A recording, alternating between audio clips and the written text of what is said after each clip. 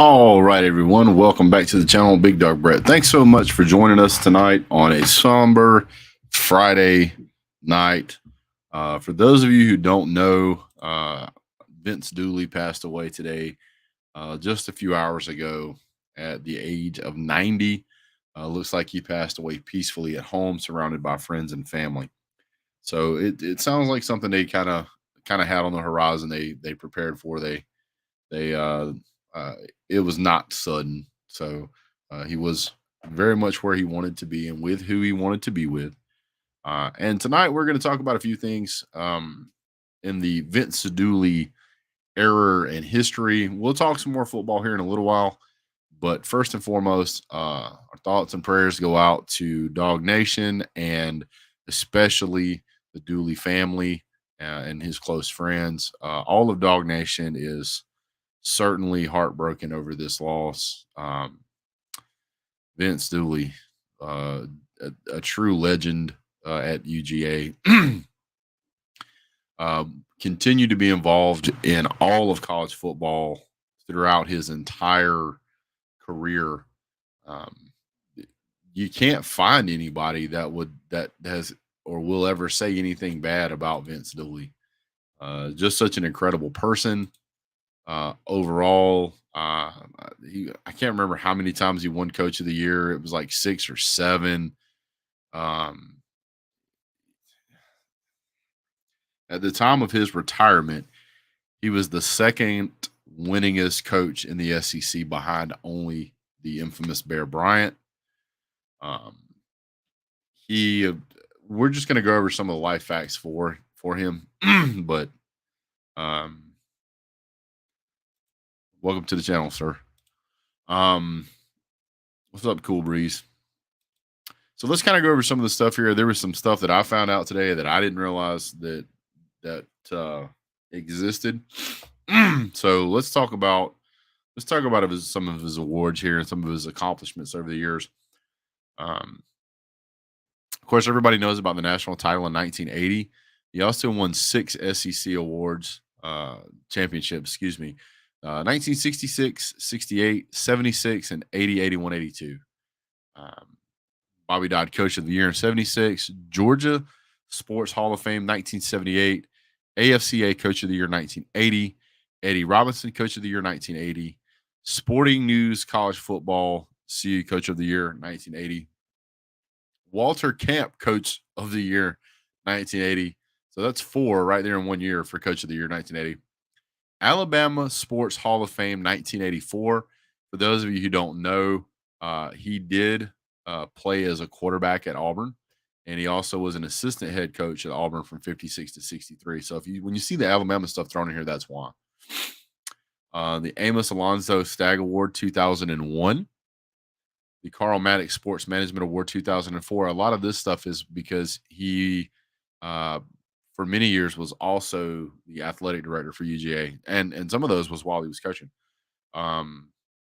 He got the UGA Circle of Honor in 2004, the Homer Rice Award in 2007, the Bear Bryant Lifetime Achievement Award in 2010, 30 years after he won a national championship at Georgia, 5 times SEC Coach of the Year, and of course, the Georgia Florida Hall of Fame.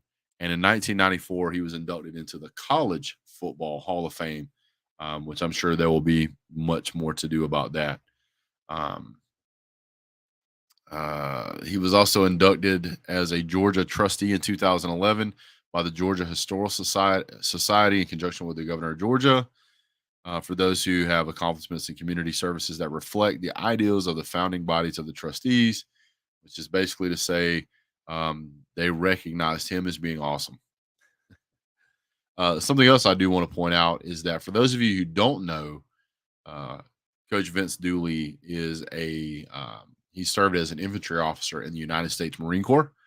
Thank you for your service and your family service for that, sir. But I also wanted to point something out. Excuse me. He was, where's it at?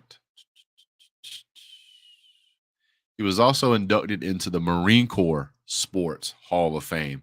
So as you can imagine, that's a pretty small list to be on. It's already extraordinarily difficult to become a Marine. but to also become a Marine and be inducted into the Sports Hall of Fame of the Marines.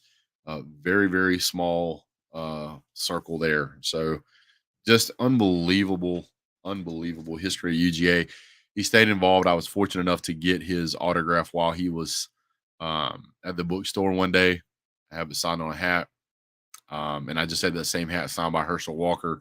So obviously that hat is extraordinarily important to me because of the contributions of those men towards UGA football. So all of us across Dog Nation are heartbroken about this. So man, this is just he was such a gentle guy. You would never realize how much passion this guy had if you yeah.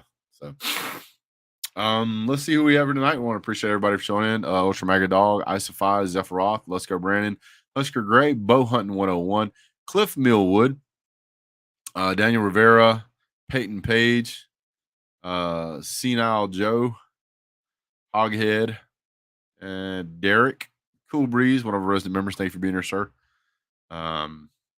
We really appreciate you guys being here. So, again, hats off to all of Dog Nation. Hearts go out to them, and just thank you to the Dooley family for you guys' contributions over the years to UGA football. It would not be what it is without somebody like Vince Dooley. Just absolutely incredible, absolutely incredible. Heartbroken to hear it. I was actually out teaching my daughter how to parallel park when my wife messages me that this was going on. So, what a terrible Friday evening. I hate that we lost him. He is going to be getting to sit down with the illustrious and industrious and ever elusive Larry Munson. They'll be sitting up there with a whole bunch of former Uggas that have passed away, watching the Dogs kick off on Florida tomorrow. So, wow. All right, guys. Well, I guess we got to get into it at some point. So let's go ahead and get into it. I'm going to give everybody a few more minutes here, and then we'll open up the call-in show. Get some thoughts on you guys. So tomorrow, let me zoom out just a little bit. Hit the zoomies. All right. So tonight we've got East Carolina versus BYU. I think that game's going on right now. La Tech versus Florida International. And then tomorrow, boy, do we have some big games tomorrow. Big games tomorrow. I apologize, guys. It's a little hard to get it together after finding out about Vince Dooley. I'm just kind of scattered at the moment. Ohio State versus Penn State at noon. It's going to be an interesting game. What's going on, Gil? This guy has the right idea. I appreciate that, sir. And if you live closer, we could try out bow hunting, sir. Ohio State versus Penn State. This is going to be an interesting game. Penn State is going to be a team that's going to be able to hold its own, I think, for most of the game. We're really going to find out what we've got in Ohio State here. I think Ohio State is pretty solid. I think everybody would tend to agree. You know, they've been pretty dynamic all season. CJ Stroud has looked very good throughout this season. I think he's a little over 2,000 yards right now. He's completing around 70% of his passes. He's got 28 touchdowns for INTs. I mean, he's looking really good. Coffee time. Okay, back to the grind. Let's go to the schedule. So here's who they've played so far. That number 5 Notre Dame win, not looking as good now as it did initially. Arkansas State 45-12 win over them. Toledo 77 over 21, Wisconsin 52, and then 49-49 Michigan State, Rutgers, and then Iowa. Iowa was really kind of thought to have a pretty profound defense, but they just couldn't contain Ohio State. I still think Ohio State wins this game, but I don't think it's going to be a blowout fashion like what we've seen so far. Yeah, it is. They did name it Dooley Field this year at Sanford Stadium, so yeah. I don't think Penn State's going to boat race I don't think they're going to get boat raced. I think it's going to be a good game for the first half, and then I think after that, Ohio State might pull away. TCU West Virginia. That might be interesting for some Georgia fans, seeing as how JT Daniels is now playing at West Virginia. West Virginia, excuse me. JT Daniels, he's at like 1,700 yards, 63%, 10 touchdowns, 6 INTs. So he's definitely not looking as good at West Virginia as he looked at Georgia. Not sure if that has to do with receivers or if there's a talent problem with him. Not sure. But if you're interested in watching that game, yeah, it'll be on at noon. Everybody's going to be watching Ohio State, Penn State at noon, so that's what I'm going to be watching. We'll see what we come up with throughout the day. And then at 3:30, we have the Georgia versus Florida game, the world's largest outdoor cocktail party. Ooh. Derek said I got my Buckeyes winning by 17. It might be closer. 22 needs more touches for Georgia. Yes. Everybody needs more touches at Georgia. Let's see. Oregon versus California. Oregon should blow them out. Oklahoma State versus K-State. I'm picking Oklahoma State to win this game, but K-State may keep it close. You may be a bit surprised as to how that turns out. I think K-State might keep it close for a while. Wake Forest versus Louisville. Wake Forest has snuck its way back into the top 10 again. They've actually only had one game they didn't win. That one game they didn't win was against Clemson, and it was 45-51, and it was a late in the game. That game kind of went down to the wire. Clemson come back and won that game kind of in the last minutes to win it. That game was really, really close. Wake Forest pretty much had that game in the bag at one point, and then they made a crucial mistake, and it just got away from them. So, second overtime, double overtime. So that might be an interesting game to take notes of. But Wake Forest should kill Louisville. Illinois over Nebraska by 50. Cincinnati over UCF. This is another game that's kind of interesting. Looking at the UCF versus Cincinnati game, UCF, other than the loss to ECU, has looked pretty good this season. Granted, they're not perfect. Nobody's perfect. But, I mean, for the most part, considering the talent level they had one loss to Louisville. They beat Georgia Tech, which is Power 5. Probably the biggest one on their schedule, I would say, to this date so far. Maybe SMU. But, I mean, they scored 70 points against Temple. They had a bad game against East Carolina. I think East Carolina may be better than what people realize, especially if they beat BYU tonight, which they may.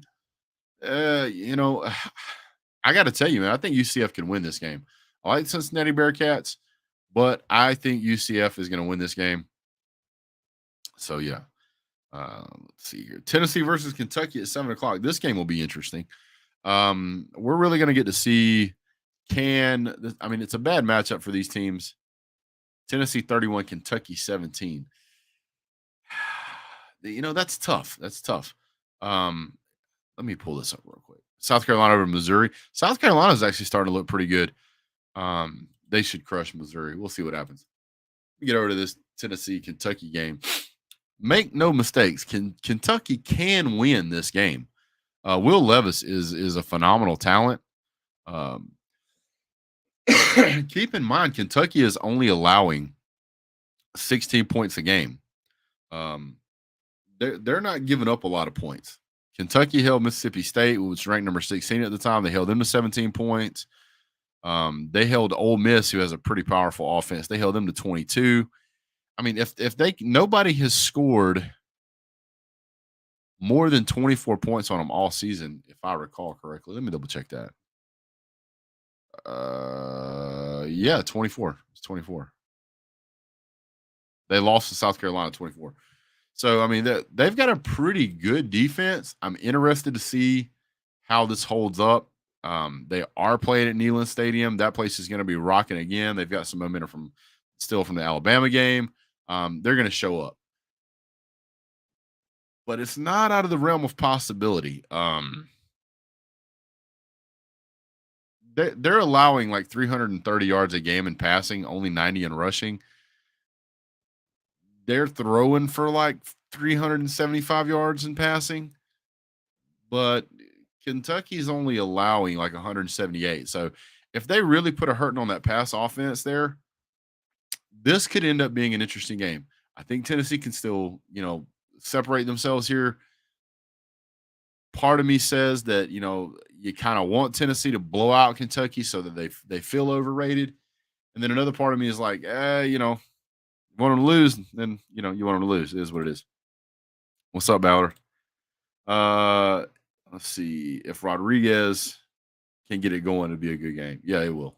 I think it's gonna be a pretty good game either way. Am I scared of Tennessee? Not at all, sir. Not at all.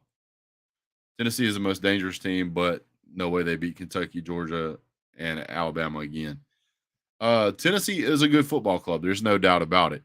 My question really comes into play is if they can handle the defense of Kentucky and can they handle Georgia's defense? Shout out to Dan Lanning, Oregon on a roll. That win is looking better and better every single week. If Hendon Hooker goes down in this game, Kentucky will win. There's no doubt in my mind. There is no doubt in my mind. Tennessee's running game and Kentucky's running game are pretty similar in my opinion. I think Alabama was having some success running the ball against Tennessee on some of those drives, and it's going to be interesting to see if Kentucky is going to do the same thing to kind of claw back into it as far as is one to eat clock.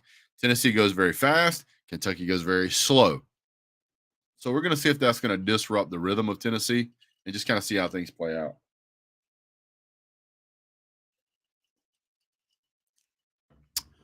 To tell you the kind of defense they have, and I think defense can be a real factor here. They gave up 33 points to Florida. They gave up 49 points to Alabama. They gave up 24 points to something called UTM. They gave up 27 points to Pittsburgh. They did pretty good against Ball State, but then against Ball State, they did pretty good against Akron, but it's Akron. And they did okay against LSU. They did hold them 13, but LSU still doesn't know who, what, or why they are. So they got a lot of work to do. I'm just going to be honest with you guys. If they sleep on Kentucky, Kentucky can win that game. Hooker for Heisman, it's too early to tell. It's too early to tell. He's very talented. He's very talented, but it's too early to tell. Jesse Bonham says, "As a Bama fan, I love your content. We don't always see eye to eye, but at the end of the day, I love what you're doing. I appreciate that, man." Is that a trout? Did you catch a trout? Is that what that is? That looks like a trout. A lot of trout streams up here. Come up here and go fishing, my man. Andy Smith says, "How about them dogs? Go Gators." Oh, who's going to be the next head coach? Okay, I was going to make a video standalone by itself, but I'll take a moment to talk about this right now because I'm going to talk about who they're playing. So Texas A&M is playing Ole Miss at 7:30, and everybody's talking about firing Jimbo Fisher. They're not going to fire Jimbo Fisher. They are not going to fire Jimbo Fisher. They're not going to pay $90 million. They're not going to pay $80 million. They're not going to pay $70 million. They are not going to fire Jimbo Fisher. He just went out and got the #1 recruited ranking class of all times.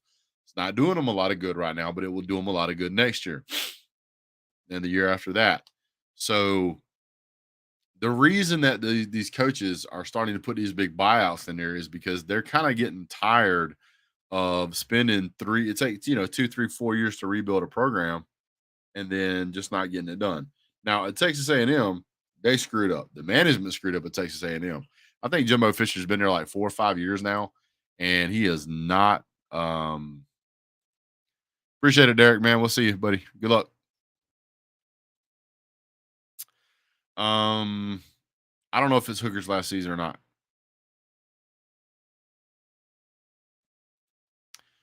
I would not compare it to either just yet. I don't feel like they have the receivers that Alabama or LSU had. I just don't.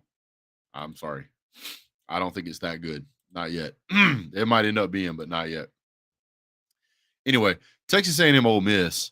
Jimbo's Fisher, he's laughing every day. This guy is laughing every single day because he's been at Texas A&M for the past 4 or 5 years. They've done terrible most years. Right now, they're sitting on 4 L's, and they probably got one, maybe two more coming. Ole Miss could certainly beat them. Ole Miss could certainly beat them. LSU could certainly beat them. Uh, and to be honest with you, Florida could beat them. And I don't know about Auburn, but maybe Auburn. I mean, for goodness sake, they lost to App State. They barely beat Arkansas. Okay, so here's the thing. So they beat Miami by 8 points. They beat Arkansas by 2. They lost the last 3 games. I mean, at this point, you're upside down. You're 3-4. I don't know what's going to happen because Ole Miss does some dumb stuff sometimes, but they should win this game. No problem. Doesn't Alabama have a bye week this week? I think Alabama's got a bye week, doesn't it?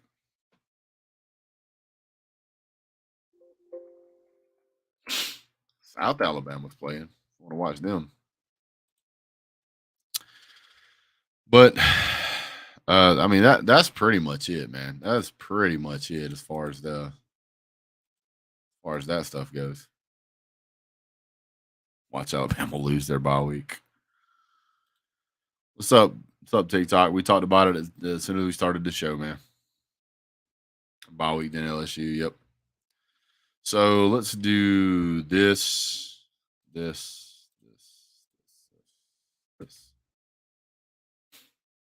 All right, guys, if you want to join the show here, we'll give it a little bit. Jump right in. Be glad to have you guys on. We can talk about anything you want to talk about related to college football. Obviously, we can talk about Vince Dooley. We can talk about Herschel Walker, getting to meet him and what an experience that was. What is my favorite team to watch outside of Athens? Well, I will watch SEC teams play, but as far as watching a football team, I will watch Oregon.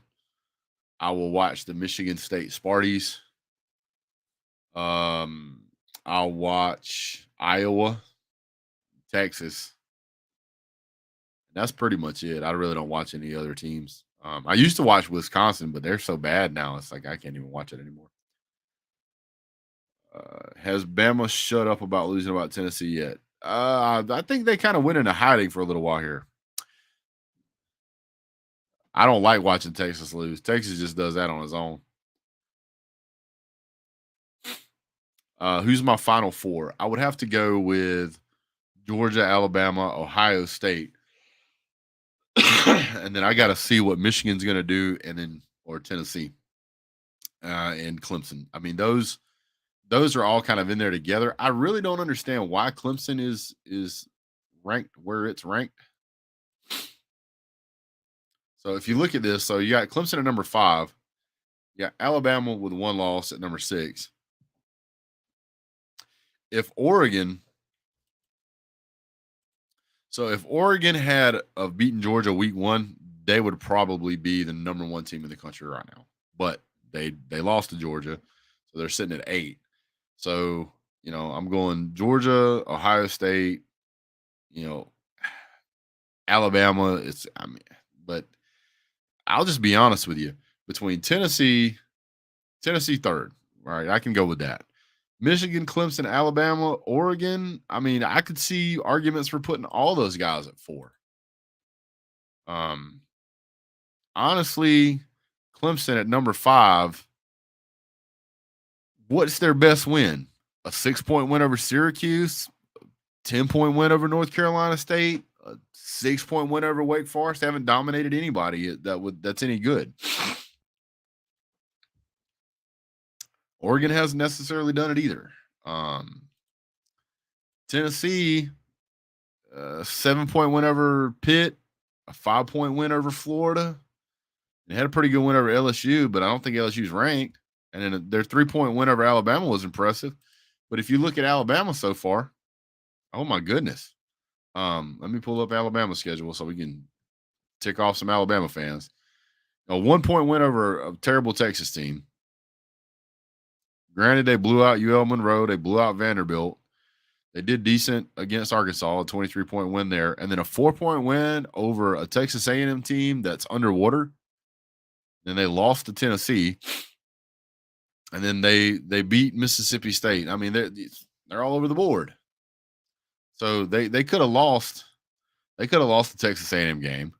They could have lost the Texas game. They did lose the Tennessee game. I mean, it's very possible that Alabama would be a 3-loss team right now. And if they were a 3-loss team, we certainly couldn't put them in the top 4 or 5. What's going on, Istify? Hello, how are you doing today? Holy noise, dude, you're loud. Oh, my fault. Let me turn it down. I gotta turn my speaker. I don't want to echo. I'm turning my mic down too.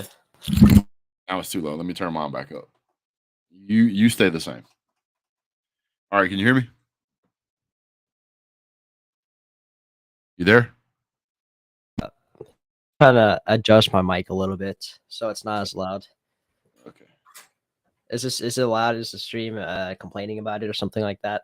No, it's just my thing is that whenever, because like I don't put on headphones when I do StreamYard, so I actually listen to my speakers, the monitor. So if it's too loud, then it'll feed back through the mic and people will get this echo. First of all, RIP though of Vince Dooley. I was very saddened by that as a Georgia fan, and it's very heartbreaking just to see a Georgia legend pass like that. But yeah, he was certainly getting up there in age. I mean, 90 years old. You know, you're not a spring chicken, and I was very fortunate that I got to see him at the bookstore and get my hat signed by him. So, and if I hadn't done that one time, I never would have gotten it, because that was the only time I had ever seen Dooley in person. I never got to see him in person. Well, I don't live like near Athens, so it's quite a drive for me, honestly. Where you out of, man? I'm near Savannah.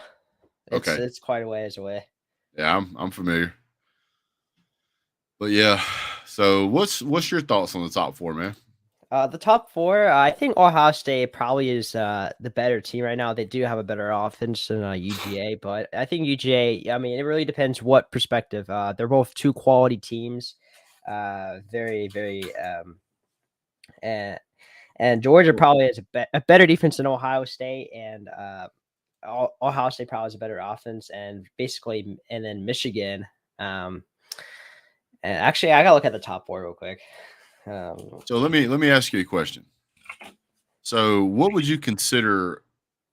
Because you think Ohio State has a better offense, which is fine. Yeah. What do you think their biggest win is right now? Yeah, their biggest win is probably. Yeah, that's a really tough question to answer. They're big. Because you can't really say Notre Dame. Yeah, you can't really say Notre Dame. Nope, not at all. Because Notre Dame's terrible. I mean, they didn't really play. They didn't really play like an elite team yet, but they've blown out everyone they've played except for Notre Dame. Yeah, but I mean, when you're giving up 21 points to Toledo, is your defense playing? Now it's when your offense is scoring as much as they are, which is good. Not knocking that. But my question is that they're playing a bunch of nobodies, and they're letting teams score. Now, if you go over to Georgia, with the exception of the Kent State and the Missouri game, Georgia has only let one team score 10 points or more. Kent State, bad team. Missouri, bad team. I get it. Oregon, not a bad team. And to date, South Carolina, not a bad team either. And I would argue to say that Oregon and Missouri both, not Missouri, Oregon and South Carolina are both better than anybody else they have played. I mean, you could definitely say that, yes, but like the thing is like, what can you do if you don't play anybody? That's the only option. You blow them. But I don't think Ohio State has as much depth on defense as Georgia, so that's probably why they allow all those points at the very end of the game or something like that, or the very beginning of the game. Or if Ohio State puts their second strings in, they're not as good as Georgia's second string is on defense. So I think that's probably why Ohio State gave up all those points to Toledo or something like that. That's one of the reasons I think that Penn State tomorrow is going to be a really interesting game. It'll clearly be the best team they played. It'll actually be the only good team they have played. I think pretty much everybody that they're going to play against has a losing record at this point. I mean, let me check. I'm going to check all of these teams. I won't say losing record, but we'll see what we got here. No. I need to go back. I hit the wrong button. Go back. The Rutgers.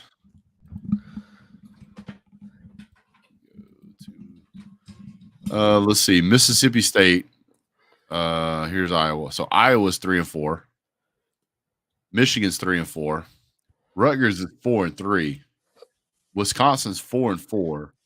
Toledo is 5-3, and Arkansas State is 2-6. I mean, half of these teams have a losing record. A couple of these teams are even, and one's up by 1 win. And we're what, week 8? Yeah, that's terrible, dude. That's terrible. Yeah, that's Ohio's strength schedule through week 1 through week 8 hasn't been the best at all. It's probably it's weak compared to the teams like Georgia or Tennessee or Michigan. I mean, Michigan's already played Penn State, so you have to factor that in. But it's probably Ohio State is probably the weakest scheduled team in the top 4 right now. Statistically. Their strength of schedule. I mean, I hate to be this way because yes, I'm trash talking, but I'm also calling it like I see it. They're trash. Their strength of schedule is just trash. So now let's be fair. Let's compare Georgia, because if we're gonna do it, let's do it all the way. Yes. And okay. All right, so Oregon 6-1, and they're ranked number 8 right now, with their only loss being to Georgia.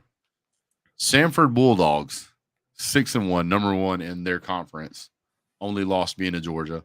South Carolina 5-2. Kent State is upside down at 3-5. Missouri is upside down at 3-4. Auburn is upside down at 3-4, and Vanderbilt's upside down at 3-5. But the three top ones here are far better than any of the wins that Ohio State has. So is it that their offense is that good, or are they just playing teams that are that bad? It's hard to say. It is pretty hard to say, but also, what can you do if you play really bad teams? That's the only option you have, is to blow them out. Well, yes, you blow them out. Don't get me wrong. You have to blow them out, but you also have to keep them off the scoreboard. Yes, and Ohio State has blown out teams in the past that were in the top 25 or even top 10. So they have proven to do that, but I don't know this season. It's kind of hard to answer that.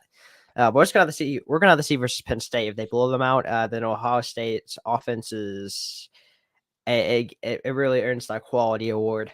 It kind of already has, but it officially earns the quality award after they beat Penn State. Yep. Or by like 30 or 35. First of all, I don't think they would. I don't think they're going to blow Penn State out. I really don't. I think Penn State is a pretty solid football team. They haven't really played anybody either, but I think they play better defense than. I think they play better defense than Ohio State does. Like, there hasn't been a team, with the exception of the loss to Michigan. They haven't had, at the very beginning of the season, I guess Purdue, 31 points. But nobody has scored over 17 points on them. So, not a bad football team. Not a bad football team at all. I think it's going to be interesting to see what they come up with. Yeah, but also home field advantage is pretty important in the Big Ten. They played at Michigan, so it's definitely the home crowd had a very, very it was an advantage for Michigan, and Michigan pulled away from that game. I think they beat them. I have to check how much they beat them by. They beat them by 20-something, 20. Yeah. Over 25 points. I think that I I really think this is going to be a closer game than what people realize. I think if Penn State goes out there and gets a little momentum, Ohio State might not get it back because they haven't played anybody that good all season. That's what I think. So I do not think it's out of the realm of possibility for them to upset them. I really don't. Yeah, that's definitely possible with Penn State at home. If that was a night game at Penn State, if they actually had a whiteout, if they didn't have the whiteout versus Minnesota, but then they had versus Ohio State would have been. I think a lot of people would have said a Penn State upset because it's very hard to play at Penn State. I think Georgia Right. could lose to them if out of the whiteout. What? If Georgia could, I mean Georgia, if you play at a very hostile environment like that, home field advantage has a very, very big factor. But Ohio State and Georgia could both beat Penn State if Penn State hosted them at home. But a upset for Penn State is definitely likely in that case scenario. Oh I yeah, don't know. I think since the Kirby Smart era, Georgia has done pretty exceptional on the road. Case in point, Notre Dame on the road.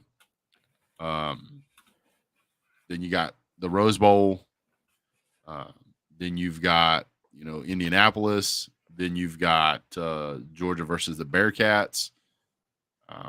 Georgia on Kirby Smart, they tend to get up for big games on the road. So yeah, that's I don't true. know. I don't know. Yeah, that's true. If it's, I mean, I'd say Georgia. If Georgia played at Penn State, they'd have a 90 to 95% chance of winning. That's definitely do think that that outcome or result would a Georgia win is like 95% chance of happening. But there's also that 5% Penn State has because of the home crowd. Georgia and Ohio State are probably better in every aspect. Maybe Penn State has somewhat of a better stat and defense, but Ohio State's stats and defense have been pretty good. But they haven't played an actual offense yet. So, and Penn State doesn't really have that elite of an offense per se. Yeah. So, all right. So here's the question. Let's go. Brandon wants to know if you had to assemble a team of past UGA greats, who would you choose? Now I'm going to not just choose past. I'm going to choose from current as well. So at the quarterback position, I would probably go with Matt Stafford. Yeah, Matt Stafford. I was like a 1-year-old kid. I cannot remember anything about Georgia. I did not watch football until I was like about 8 or 9 years old. So that's okay. You can go back and you can look up all the great players. All the stats are there. Yeah, Matt Stafford, but I've seen his highlights. Georgia. Yeah, it's probably he was one hell of a quarterback. He was definitely a very elite quarterback at Georgia. Probably the strongest arm I've ever seen at UGA. Like he could throw a ball all the way down the field. Like just a statuesque guy, huge player, not necessarily fleet of foot, but man, could he throw a football. Yeah, that's true. Let's see. Running backs. This is tough. I would probably go with Todd Gurley. Todd Gurley. I know a lot of people would say Herschel Walker, but I think in the grand scheme of things, that was a different football game back then. I think the game is a lot faster now than it used to be. It's a lot more elusive. Yeah, and I really enjoyed watching Todd Gurley play, so I'd probably have to go with Todd Gurley. Wide receiver. That's actually a pretty tough question. I have to think about past Georgia teams of wide receiver. I'd say AJ Green. AJ Green was one hell of a wide receiver. He played for Georgia. Yeah, but there's also Hines Ward. Yep. Oh, I forgot about him. And Lindsey Scott. Yeah. And Champ Bailey. So there's some really great wide receivers right there, but I would probably have to lean more towards AJ Green. I really like watching AJ play. He was long, lanky, long arms, great hands. Yeah. I'm gonna Walker see. destroyed us. Yeah, Walker was a beast to be reckoned with. There is no doubt. He's been So swapping teams a lot recently. Like he was on the Bengals for the longest time, but now he's on the Cardinals. I want to look up something here real quick. He's getting talked about being traded again. Who? AJ Green. Oh wow. So in the 1980 season, Walker was listed as 6'2", 216.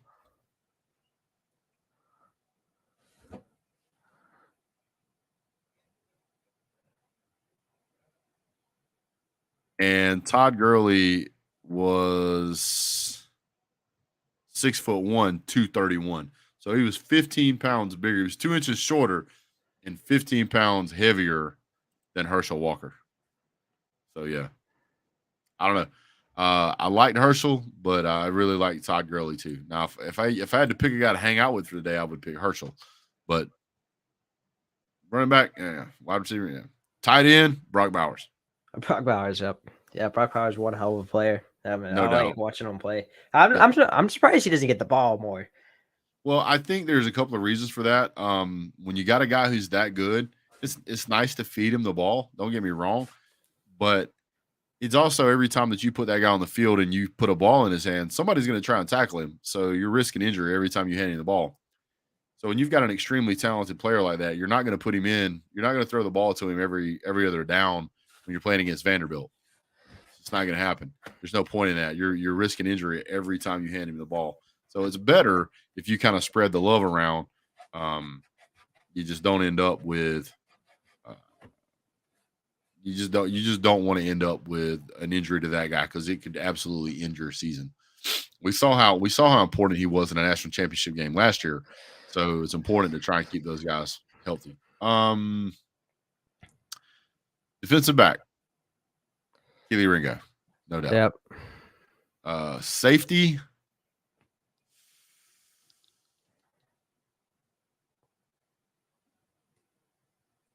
Who do you think? That's kind of like hard to remember because I became a Bulldogs when I first started to watch college football. That's like, but like I can't like remember that many, but I have to. The one you have to give it to is Roquan Smith. Oh yeah, Roquan Smith. Yeah. you got to take Roquan. Roquan Smith absolutely just train wrecked people. One of the best linebackers / safeties I've ever seen. Jay Shipe said the oyster bar was hopping tonight. I bet it was, Jay. I bet it was, brother. Darnell Washington is a beast. Don't get me wrong. I love Darnell, but I've seen a lot more out of Brock Bowers, so I know what I'm getting out of Brock. Kicker, probably Hot Rod. Yeah, Rodrigo Blankenship. Yeah, the guy was absolutely incredible. I mean, you put those guys on the field, there would be nightmarish to have to deal with. 100%. Yasuki says, "Rest in peace, Coach Dooley. You'll be missed." Yep. Keely Ringo sealed the national championship game, first one in 40 years. So yeah, I'm gonna pick Keely. Man, name a play that any defensive back or best corner has done other than that play at Georgia. I bet you can't name one. Whatever happened to DeAndre Swift? I think he's pro. I don't know how he's doing. I don't know if he's on the field that much or not. I don't watch. Once guys go pro, I don't even watch them. As much as I love watching Roquan play, I don't watch NFL. I just cannot get into it. I've tried. They just don't seem to have the passion. They don't seem to have the drive. The killer instinct seems to fade away. I think that the whole quarterback situation now, where basically you have to pick them up and change their diaper and dust them off with baby powder before you tackle them. And then they still call a penalty is just bogus. They've pretty much, in my opinion, ruined college football. I mean, high school, pro football. Words. Yeah. I don't like the NFL either. It's Stetson without the hardware. Yeah, I'm with you, Bo Hunt. If it's not pro, man, I just cannot. I mean, if it's not college, I can't dig into it, man. Don't get me wrong. Champ Bailey was awesome. But again, we're also talking about a different day and time, and college football has evolved quite a bit. Not saying those guys aren't phenomenal. Not saying they couldn't play in today's day and age. But I will akin it to the way basketball was played in the Michael Jordan era versus the way it's played now. In the Michael Jordan era, the man was averaging like 40-something points a game when you could hand check. Now you can't hand check in basketball anymore. They sissified it even more. So as far as I'm concerned, it's one of those things where it's almost a different sport. What's up, Cadillac? What's happening, Brett? Same shirt, different day, brother. Hey, listen, I enjoy your content. You and Lou I'm a huge Alabama fan. Don't get me wrong. You guys gave me strokes last year. you guys, and I'm not trying to be rude, but you guys really don't have any content creators like what UGA has. It's terrible. It is. We have that one guy, Stephen A. or whatever. But I really don't understand it, considering the success they've had. I don't get it. But dude, Georgia has a. If I was to change out all of my stuff tomorrow and become an Alabama YouTuber, I'd have a million followers overnight. Holy shit! I mean, we do have a big following. Well, I don't know how many of it's fair weather, but you know how it goes. Yeah, it's just listen. Georgia, Kirby Smart's done a terrific job with Georgia, and I can't give all. Of course, Saban's guided him, but he's his own person. He has his own little quirks. His own little. He's a little different. A lot of people don't realize that. You know what? Yeah. But defensively, they're identical. The thing that I wanted to just bring up a couple of things. First of all, about the Georgia-Florida game. All right. I look for Georgia to completely. They're going to win the game because they're really fundamentally. The last couple of years, they're just fundamentally sound, and the second half of the season is going to show that more than the first half. And I think it's going to be a close game, though, because I don't think Florida's as bad as a lot of people are saying they are. They're talented. That's it. It's for a rival game. For a rival game. It's not that. And by the way, I love Pastor Dave. He's been a member and a fan of the show for a long time. I like him. He's not a jerk at all. Pastor Dave sends me emails, and I don't get to him fast enough. He's always kind worded. He's always very classy. So. Most Alabama fans can be hard to deal with, but not most of the ones on my show. Most of them here are pretty cool. Well, you're a laid back dude, though. I would watch you react. That's how I first come across you, because I guess I subscribed to Lou and it linked me over somehow. But anyway, you come across your reaction to like the Alabama SEC championship game, and you call it like you see it. But I'm glad. For y'all deserved the championship last year. Y'all had a hell of a defense. It was incredible. Yeah. Defense, with the exception of,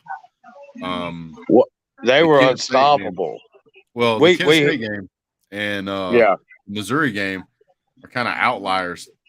But right now, Georgia's only allowing like 9 points a game this year. So, but I mean, it's not gonna, with Kirby it's not gonna drop very much. I mean, even if you lose, because of the way he approaches defense, it's not. He could take 3-star recruits and give you a solid defense. Oh, for That's sure. just how he coaches. Look what he did with Alabama.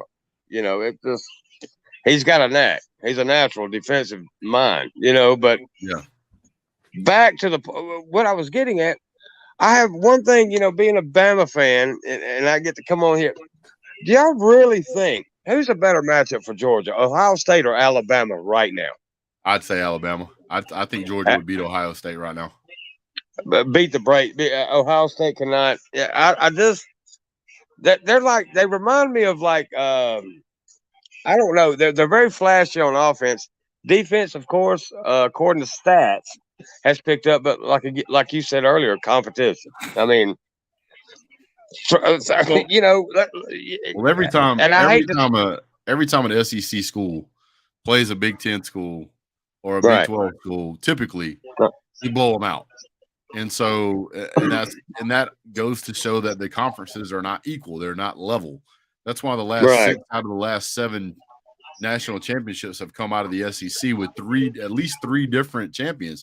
Because you got Georgia, Alabama, and LSU all in the past that have won that national championship. So it's not just one team in the SEC that's good. There's multiple teams in the SEC that are good. I think so, and I think Tennessee's a very good football team. And we lost that football game. I will tell you this, though, Brett. A lot of people said, where was Will Anderson? He was held half the game. Yeah, you can go back and look at it. He was.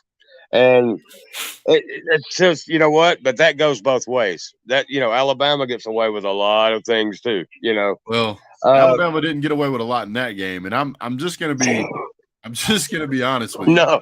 No, they wouldn't go get they wouldn't go get the favor. No, there was multiple false starts that were clear. That's just undisciplined football. I get that it was loud. I get it, but at the end of the day, it's uncharacteristic, though. It really was. It's not unusual for Alabama to go somewhere else and it'd be a hostile environment. That's not unusual. It's not unusual for them to have any kind of difficulty. That's just college football. What is unusual is to continue to shoot yourself in the foot. The 17 penalties, brother. Yeah. Holy cow. You know what was so weird? I mean, and I know it. You know what? Maybe they were trying to say, look, we're not allowing, we're just going to make them play and we're going to call it, because, they're at Tennessee. But the thing is, now do not mistake, they have a terrific offense. They have a deep ball threat. And you guys are probably, we didn't even have to face Tillman. And I'm sure he's going to dress. He's going to dress for y'all's game. So, well, here's one of the things. So, this is what I've told other fans. This is what I'll tell Alabama fans. I'll tell anybody who wants to sit down and have a conversation. Tennessee is not going to beat Georgia, and here's why. I'm not saying that because I'm a Georgia fan. I'm saying that because of the facts that lay on the field. Number one, we're not playing in Neyland Stadium. So the noise is not going to be a factor for Georgia. You're playing that in Athens. The noise is going to be a factor for Tennessee. Number two, the likelihood of Georgia giving up 17 penalties and 140 yards worth of offense is non-existent. That's not going to happen under Kirby Smart. That will not happen. So you can throw that out the window. Number three, Tennessee was throwing everything and the kitchen sink at Alabama to win that game and still barely won it, and Alabama had to help them do it. Georgia's not going to do that. Georgia's not going to do that. That's another thing I think about, but I don't say it because I don't want people to think, oh, you're just biased Alabama, man. Y'all didn't get the calls, all this. Hey, listen, I give Tennessee the credit. They played their ass off. It's the best they played us in years, and they deserve to win. But for us to give up 17 penalties and to lose by a last-second field goal, what does that say? It's just like, wow. Bryce Young's an incredible quarterback. He's not getting the C.J. Stroud credit because, for one, he's already won. So they're like, well, they took a loss now. But in that game alone, he outshined Hooker as far as remarkable plays. I mean, he did. Hooker, 3-step drop, throw it deep. It was almost. Hold on one second. I'll see who this is.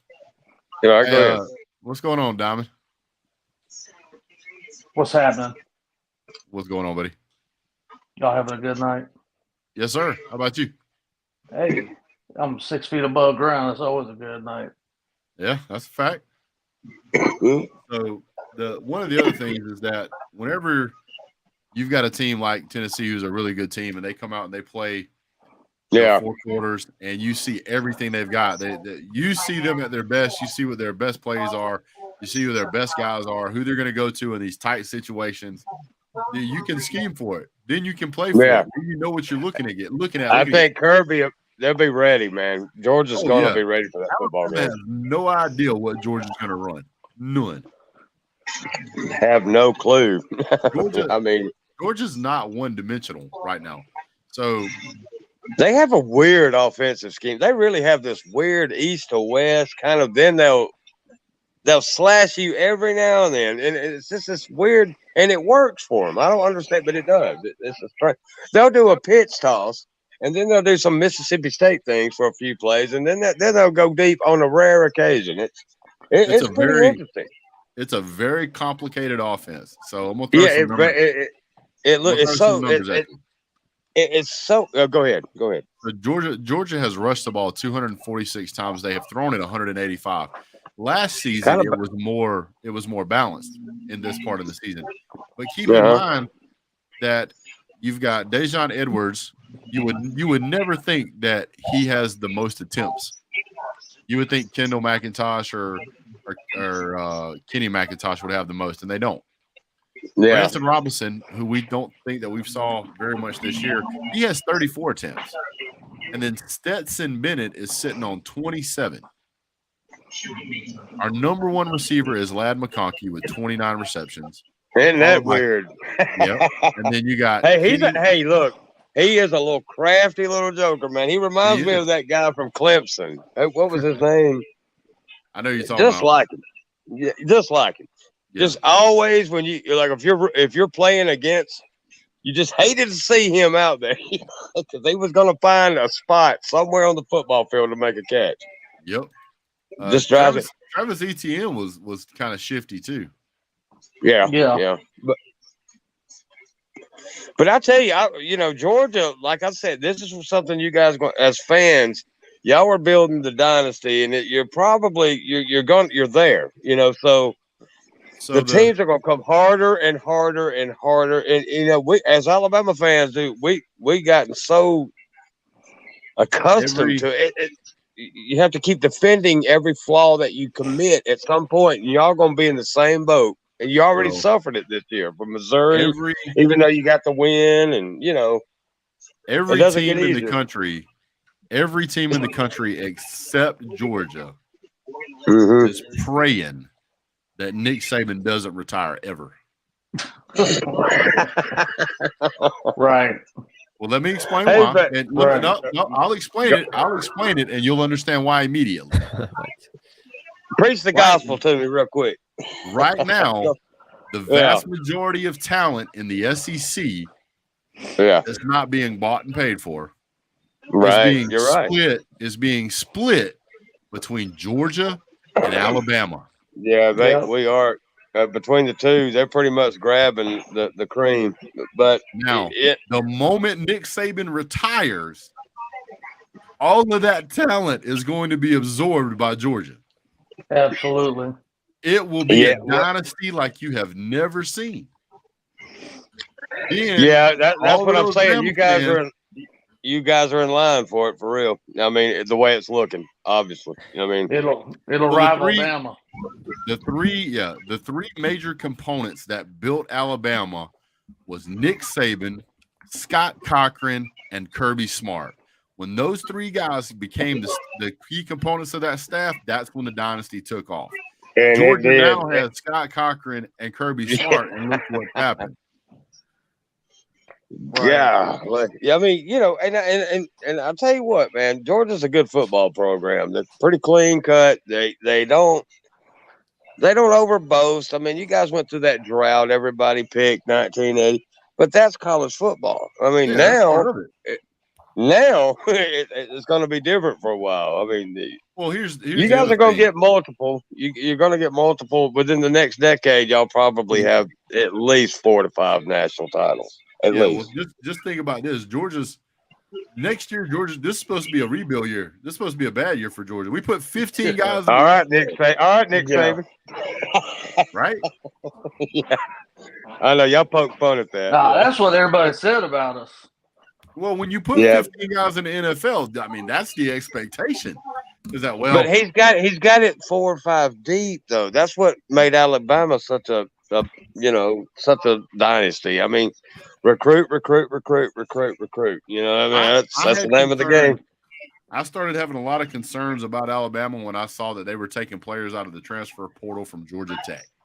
Yeah. Well, I'll tell you what though. Hey, that's paying off. Jameer Jahmyr Gibbs is no joke, man. I'm not saying he's not, but I'm saying when you getting talent from Georgia Tech, yeah, something's got to be questioned. Well, I mean, he was there. I mean, Nick's like, come on over. But Nick Saban rolled up. Nick Saban rolled up in his helicopter and went, "We'll take this one." What the hell you doing over here? Get your ass on this helicopter. We got this other highly touted receiver from Louisville, right? He got his first catch last week. He's a tremendous, explosive player. He's been hurt all year. Like Georgia's been plagued with that for a few years. But that's all part and parcel. The other thing, I hope he's healthy because we're gonna need everything against Georgia this year. Well, we're gonna need. And I'm saying if we get there, now I'm not trying to look ahead, but Alabama seemed, even though it was just a 30-6 win, which they scored last play of the game, their defense stepped up. They were locked down. They did what I thought the defense would do this year. Yeah. For Texas, that Quentin Ewers, that was again, we committed so many penalties there. It was insane. But he was a great quarterback. I mean, he is a great quarterback, rather. And freshman. He landed on the shoulder. Dallas Turner leveled him pretty good. Legal hit. It was a clean hit. It was a clean hit, but he went down hard, and that's probably how we escaped Texas with a win. Yeah, that's exactly how you escaped Texas with a win. I'm gonna throw something else at you. Go ahead. If I was Tennessee, if I was Josh Heupel, I would throw this game. Interesting. 100% would throw this game. You know why? Well, are you talking about against Georgia or Kentucky this week? No, against Georgia. Against Georgia. Okay. No. Okay. No, against Georgia. Oh, why would you? Okay, go ahead with your theory on this. Hey, what's up, Brock? What's up, man? How you doing? Same shirt, different day, my man. Yes, sir. I just come on here to talk to you. I ain't never joined. I never came on here before. Man, feel free to join anytime, man. We just regular people, man. Our wives won't let us hang out with them anymore, so we come in here. That's real. We're just big Bama fans up in here, Sit down. Sit down. I'm just playing, playing now. So if I got to find a home.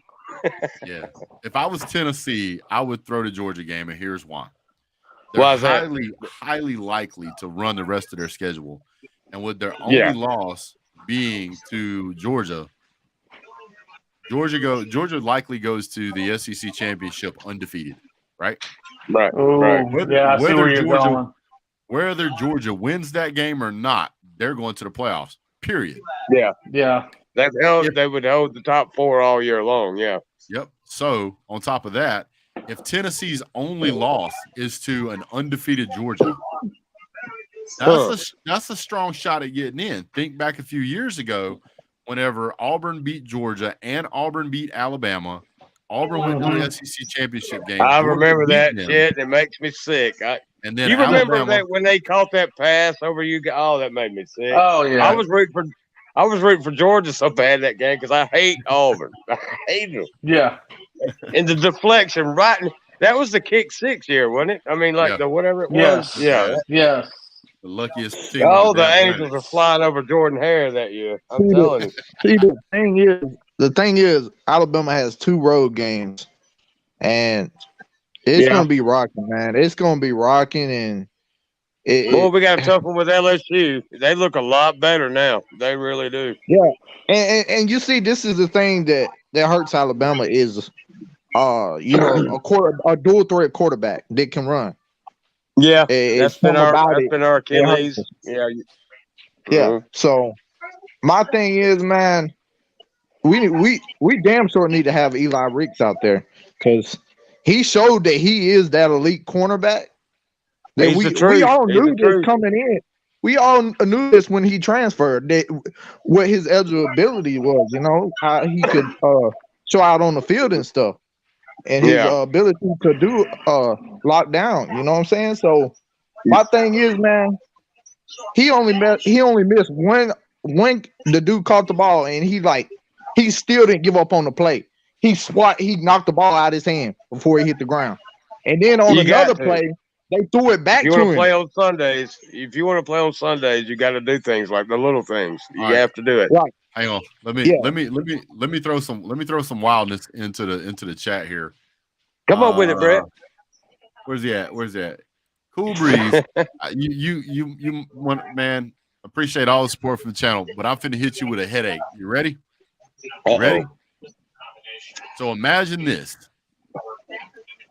Georgia's undefeated all season. They get to the SEC championship game and they're playing against Alabama. Alabama has one loss. Alabama beats Georgia in the SEC championship. That puts Alabama in. Georgia has one loss to Alabama. Georgia's going to the SEC. Georgia's going to playoff.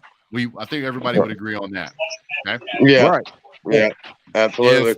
If Ohio State loses one or two games, Michigan they're losing tomorrow, Brett. By the way, that's my hot take.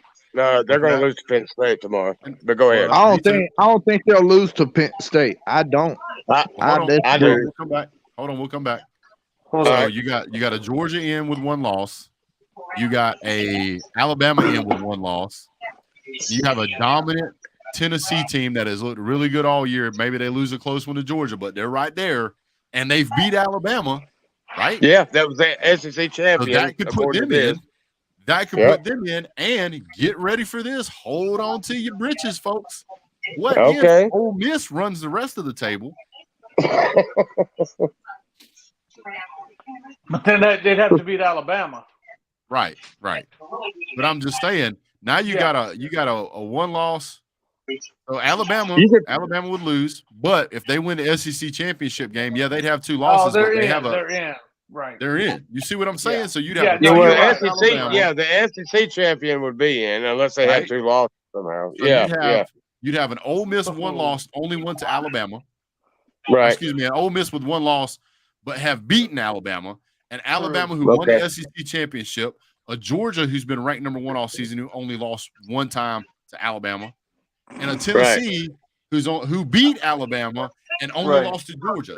You want to tell me it's not possible they can see 4 SEC teams in there? It's possible. I'm about that. A solid 3 anyway, at least. But you would have to put all 3 of them in if it went like that. Could happen. I think it could. But I don't see Ohio State losing to Penn State tomorrow. It's just, Michigan was doing what they wanted to do. Yeah, but it's college football, and you go into Happy Valley, and they're whiting it out. It's just one of those things. It's just like Alabama. I tell you what, they ain't gonna beat Michigan. Ohio State's gonna lose to Michigan this year. That's a good possibility too. Yeah, I think Ohio State's a tad bit overrated, even with C.J. Stroud and that receiving core. I just think I don't think Michigan is getting good. Yeah, I don't think Michigan is getting near enough respect. I'm just gonna be honest with you. I agree with that.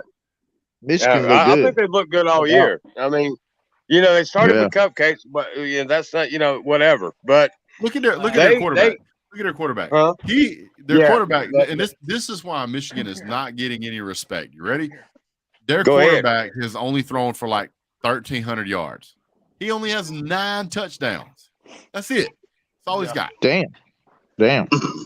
But my boy is throwing for 77%. Yeah, it's the little things. The X's and O's. That's Nick preaches this. The Saban.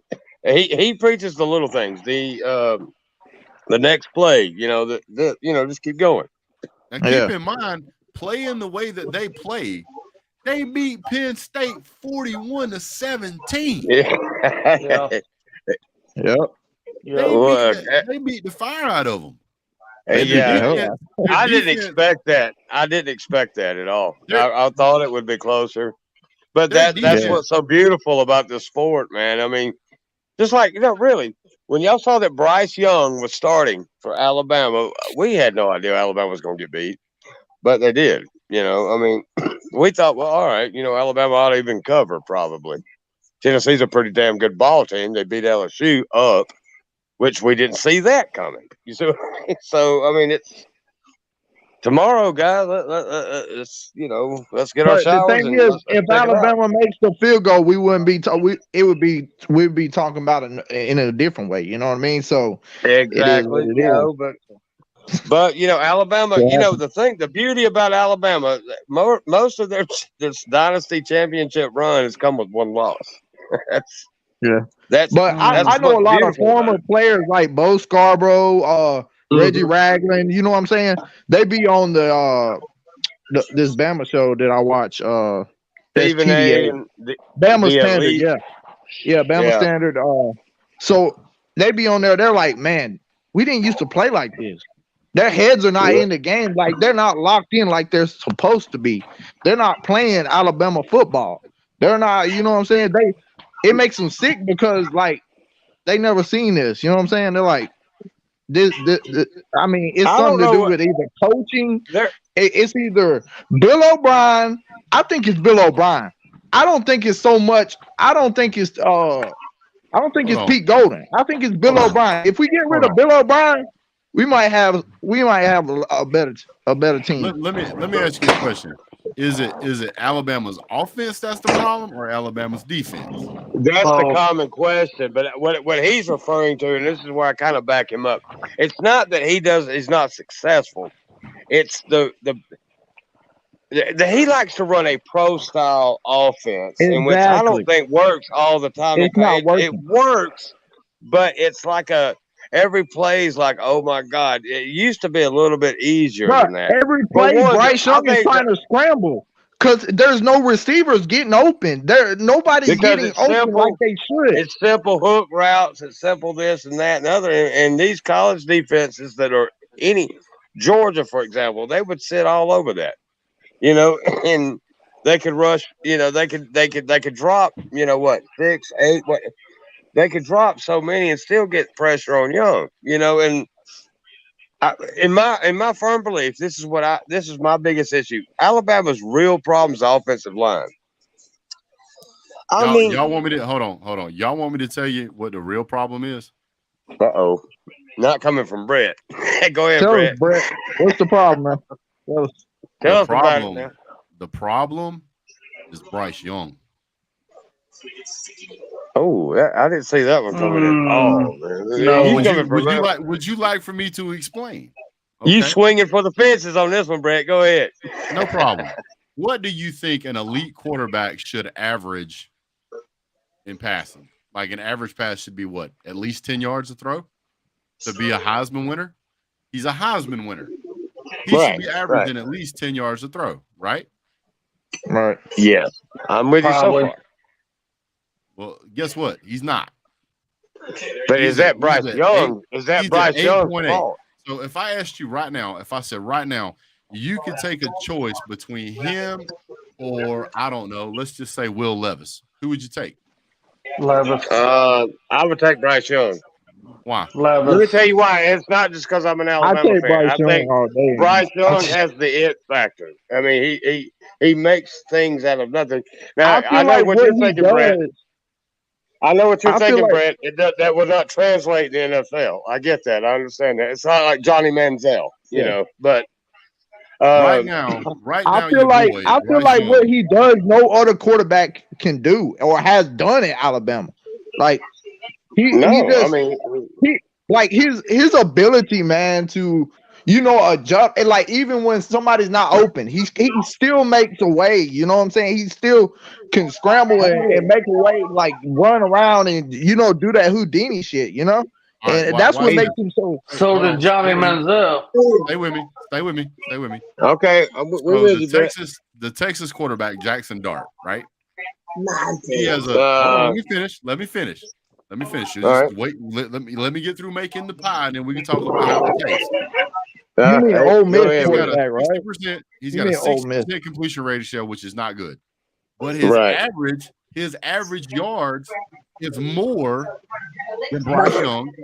He has 11 touchdowns and 7 interceptions, 5 sacks. And you ready for this? His sack yards for loss is 39. Bryce Young's, anybody want to take a guess? It's 59. He's throwing for 8.6. yards on average, guys. And you make a point. Those aren't those you don't see those stats. No, But not Brett, unless you go dig. But what you got to understand is if you do a little bit of digging, you will find out that Hendon Hooker has 1 interception and 18 touchdowns. Bryce Young has 3 interceptions and 18 touchdowns. Hendon Hooker has less yards lost for sacks. He has a higher average. He has a longer long, and he has a higher completion percentage by almost 5%. It is the quarterback position that is a problem at Alabama. If you don't want to compare against the football players that he's playing against this season, go back and look at Mac Jones last year. Go back and look at Jalen Hurts. Go back and look at Tua Tagovailoa. I know these quarterbacks better than most Alabama fans, and I'm going to tell you right now, Bryce Young would get his drawers dusted off playing against those guys because those quarterbacks were incredible. Bryce Young is an average quarterback. People keep hyping him up because he had a good year last year. Yay, he won a Heisman at only 1,900 yards in the middle past the middle part of the season on an Alabama team. Come on, man. Yeah. You can't tell me he don't have wide receivers. He's got Ja'Cory Brooks. Don't tell me Jermaine. That's what I've never understood why everybody's knocking the receivers. We got a talented group of receivers. We have Trayshawn Holden. We have Ja'Cory Brooks. We have Prentice. We have Jahmyr Gibbs out of the backfield. We have who's that other guy? Isaiah Bond. I mean, Jermaine Burton's all right, but he's got an attitude problem. Jermaine Burton. He's got anger issues. I agree. It's whatever they were doing to him over in Georgia. No, I'm just kidding, Brad. Yeah. So I think he's frustrated, and I understand it. He may have been told one thing and got something he's trying to get to the NFL, and it's not working out that way. There's too many receivers getting thrown to. Well, he's good. You guys have 1, 2, 3, 4, 5, 6 receivers with essentially 20 yards or more. One of them's a running back. One of them's Cameron Latu. Yeah, and he's good. You got 1, 2, 3, 4, 5, 6, 7 receivers that are averaging more than 10 yards a catch, and one that's averaging 9.7. And you got Kendrick Law, who's averaging 11. He ain't got the touches, though.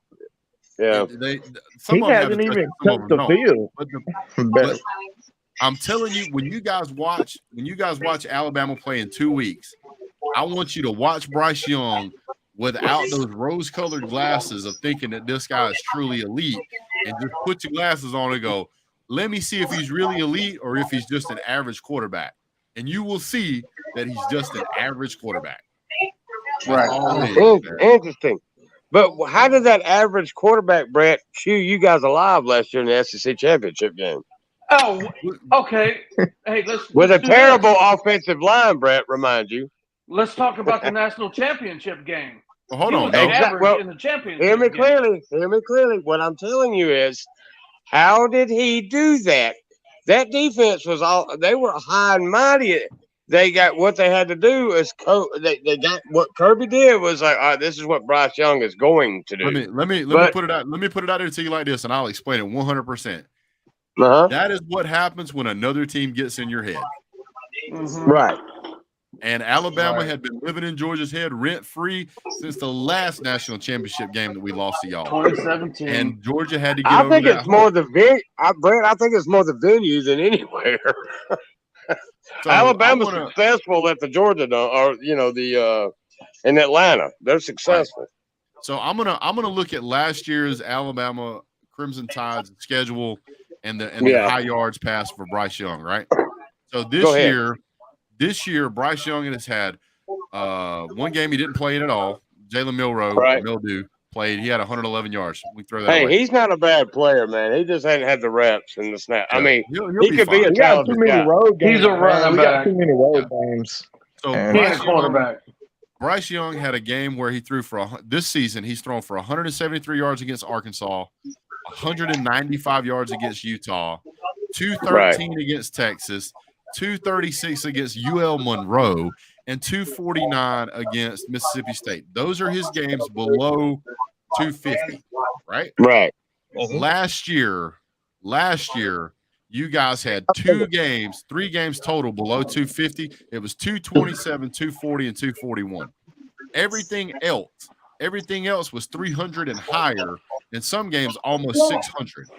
So when I look at last year's performance versus this year's performance this year is trash. I'm sorry, but it's trash. Compared to him last year, this Bryce Young wouldn't make it off the bench. He would not. Well, I think you gotta. This is what I think. You gotta look at all the road games they're having to go through. You know what I'm saying? Like this is, man, huge environments, man. Like, I realize Alabama's used to it. You know, Alabama is Alabama, but man, like, these players, they're not coming out ready, man, and they're just like freezing up. You know what I'm saying? When it's time to really play. You know, that way. Hey, you're right. Everybody's got to do that. Everybody's got to do that. Man, we have like so many road games this year. It's crazy. Like, I think it has a lot to do with the 2020 season. In the 2020 season, you guys played at Missouri, at Ole Miss, at Texas, at LSU twice, and then at Arkansas. And not twice because the game was postponed. You guys played at Arkansas, and then you played against Notre Dame and Ohio State.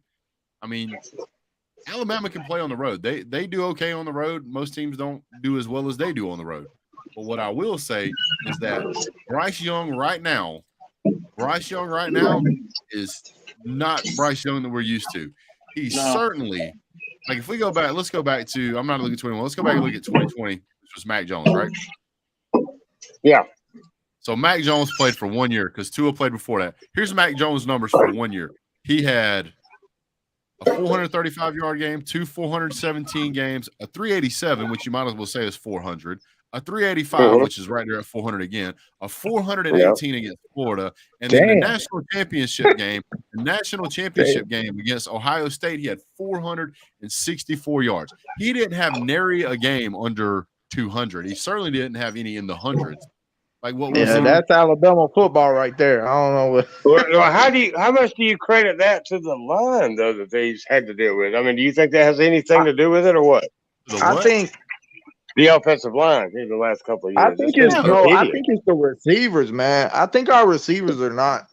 I will tell you the problem. I will tell you the problem right now. Bryce Young is an above average quarterback who does not have Mr. Robinson Jr. to hand the ball to. Yeah. Know that. And the power back, that is a big thing that Alabama is deficient this year. That power back that we've been accustomed to, Derrick Henry. No, we don't have a power back this year. We don't have a power back. And Jason McCollum, he's good, but he hasn't impressed me that much. He had that big touchdown against Texas, but if you ask me, like, he's a hard runner, you know what I'm saying? But he hasn't impressed. I mean, I don't see Alabama's gone too pass happy here in the last 5 or 6 years. Ever since Tua coming. Well, that's part of what Bill O'Brien does. He's more he throws the ball more than he runs the ball. And that's the problem that all these Alabama former players have said, and I've listened to all season long. Bill O'Brien doesn't run the ball. He doesn't run the ball enough and effectively. The big problem is that you guys do not have a power back that can get you 4 yards every time he touches the ball. Right. You had that in Robinson Jr. I love watching that guy play. I hated playing against him, but love watching him play. Georgia held him to 68 yards. Yards. Bryce Young threw for almost 370 yards. Georgia won that game. But it was because we were able to contain Robinson Jr. Right. And if we wasn't, we wasn't going to win that game. Right. Yeah, Brian Robinson is going to look, just probably by next year, he's going to be really good in the NFL, in my opinion. Oh, yeah. I think he's the guy you have right now that's trying to help carry the team is Jahmyr Gibbs. And while he can run the ball, I don't know that he's talented, that guy. Man. He is talented. I'm not saying he's not. I just don't know. I just don't know that he is that guy that you can guarantee to pick you up 4 or 5 yards every time he touches the ball. Alabama Oh, doesn't have no. the backs that they have had in the past. I mean, he can't break. He like sometimes he can't break tackles that good. Like I mean, he's fast or what, but sometimes in the backfield, man, he gets he tries to go outside, he gets caught up. So I mean, yeah, you can't. I can't say that he's gonna get 4 and 5 yards every time he carries, but I don't know what his average. I think he averaged like 7 something yards per carry right now, or something like that. A little Well, over listen, 7 I'll yards. summarize. This is my opinion, though, and I'll say this: I don't know how Georgia's had this success because they don't have a running back that's elite at all. I don't see The them reason that repeating top Georgia 10 plays on and Stetson Bennett even is just not that. He's not. no, he's not. He's not known to be a great. He's a. You know what it is though, and this is what another Kirby from Nick Saban's. He's a game manager, He is. Yep. and if you ever notice, if you watch Georgia play football, it reminds me so much of the Saban at Alabama first 7 or 8 years. Game managing quarterback, running attack, just nothing too Right. elaborate, nothing too crazy, and solid ass defense. All right, And look so where they're at. let me ask you some crazy questions here. You ready? Yeah. Between without you guys looking at the stats, I know the stats because I already looked them up. But You are pretty Mr. Analytic, but go ahead. yeah, I am. I want to know the numbers, man. So Hey. who do you think has more passing yards right now, Bryce Young or Stetson Bennett? Stetson Bennett. I've heard it from Lou Stetson all has. year long. I already seen it. Stetson has, but Stetson only has 7 touchdowns though, right? But but Brett, Is it the Stetson's a touchdowns or dog. is it the yards? Bowers is responsible for the yards after the catch for that too, though, man. I mean, what Georgia does a good job. It's not that they're throwing down the field; they're throwing. See, my thing was, I thought y'all would kill Missouri, man. I thought y'all would kill Missouri. That was kind of weird. Well, I think that was a game we slept walk through. You just got you always got weird games. Where Georgia's brilliant, I guys, is they know how to set up screens to perfection. They know how to do these. Remember how Brock attacked Alabama, just him alone. Those slip screens, perfection. Nothing we could do about that. Georgia had a man on a man, and he could slide right through that. And all it is something we could do about that. One tackle. Hang on. I mean, it is something we could do about that if Henry To'o would be in the right spot. Yeah, Well, he's the right an up and down time. guy.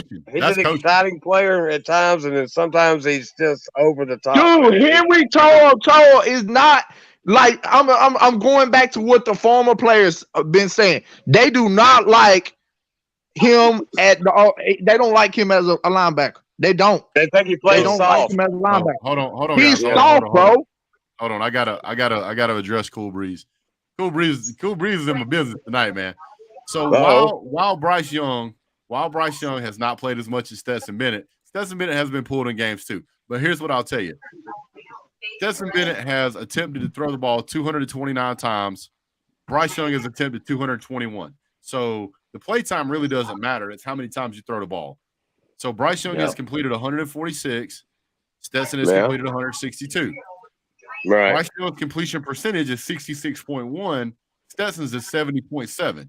Bryce Can I cut up real quick, Brett? Out of that 162, I bet 115 to 20 was screens. I'm just saying. Well, that would make sense if you didn't have this problem right here. The average for Bryce Young is 8.6. The average for Stetson is 8.9. After the catch. The longest pass for Bryce Young was 53 yards. The longest one for Stetson was 78. Yeah. Well, okay. So hey, listen. What I'm telling you is that I completely agree with you that Stetson Bennett is a slightly above average quarterback. I don't disagree with you. I'm just saying that even as a slightly above average quarterback, his stats are still at least comparable, if not better, than Bryce Young, who's a Heisman winner. Stetson Bennett's a game managing, mature quarterback. That's exactly what Nick. That's Nick Saban's playbook. That's what he but wants. you can't tell me that a guy who just won a Heisman last year is not at least a little bit more mature than he was. Well, yeah. I mean, but again, I go back to this is something you're going to have to face in the future. Let's go back now because he was guns. injured. He was injured. He missed a game or two, so that kind of set him back. But you know, it goes to how many times have you tried to throw the ball, and what have you done with those attempts? Yeah, I think to be honest, I think if we had a better offensive coordinator, Bryce Young would be have a lot better.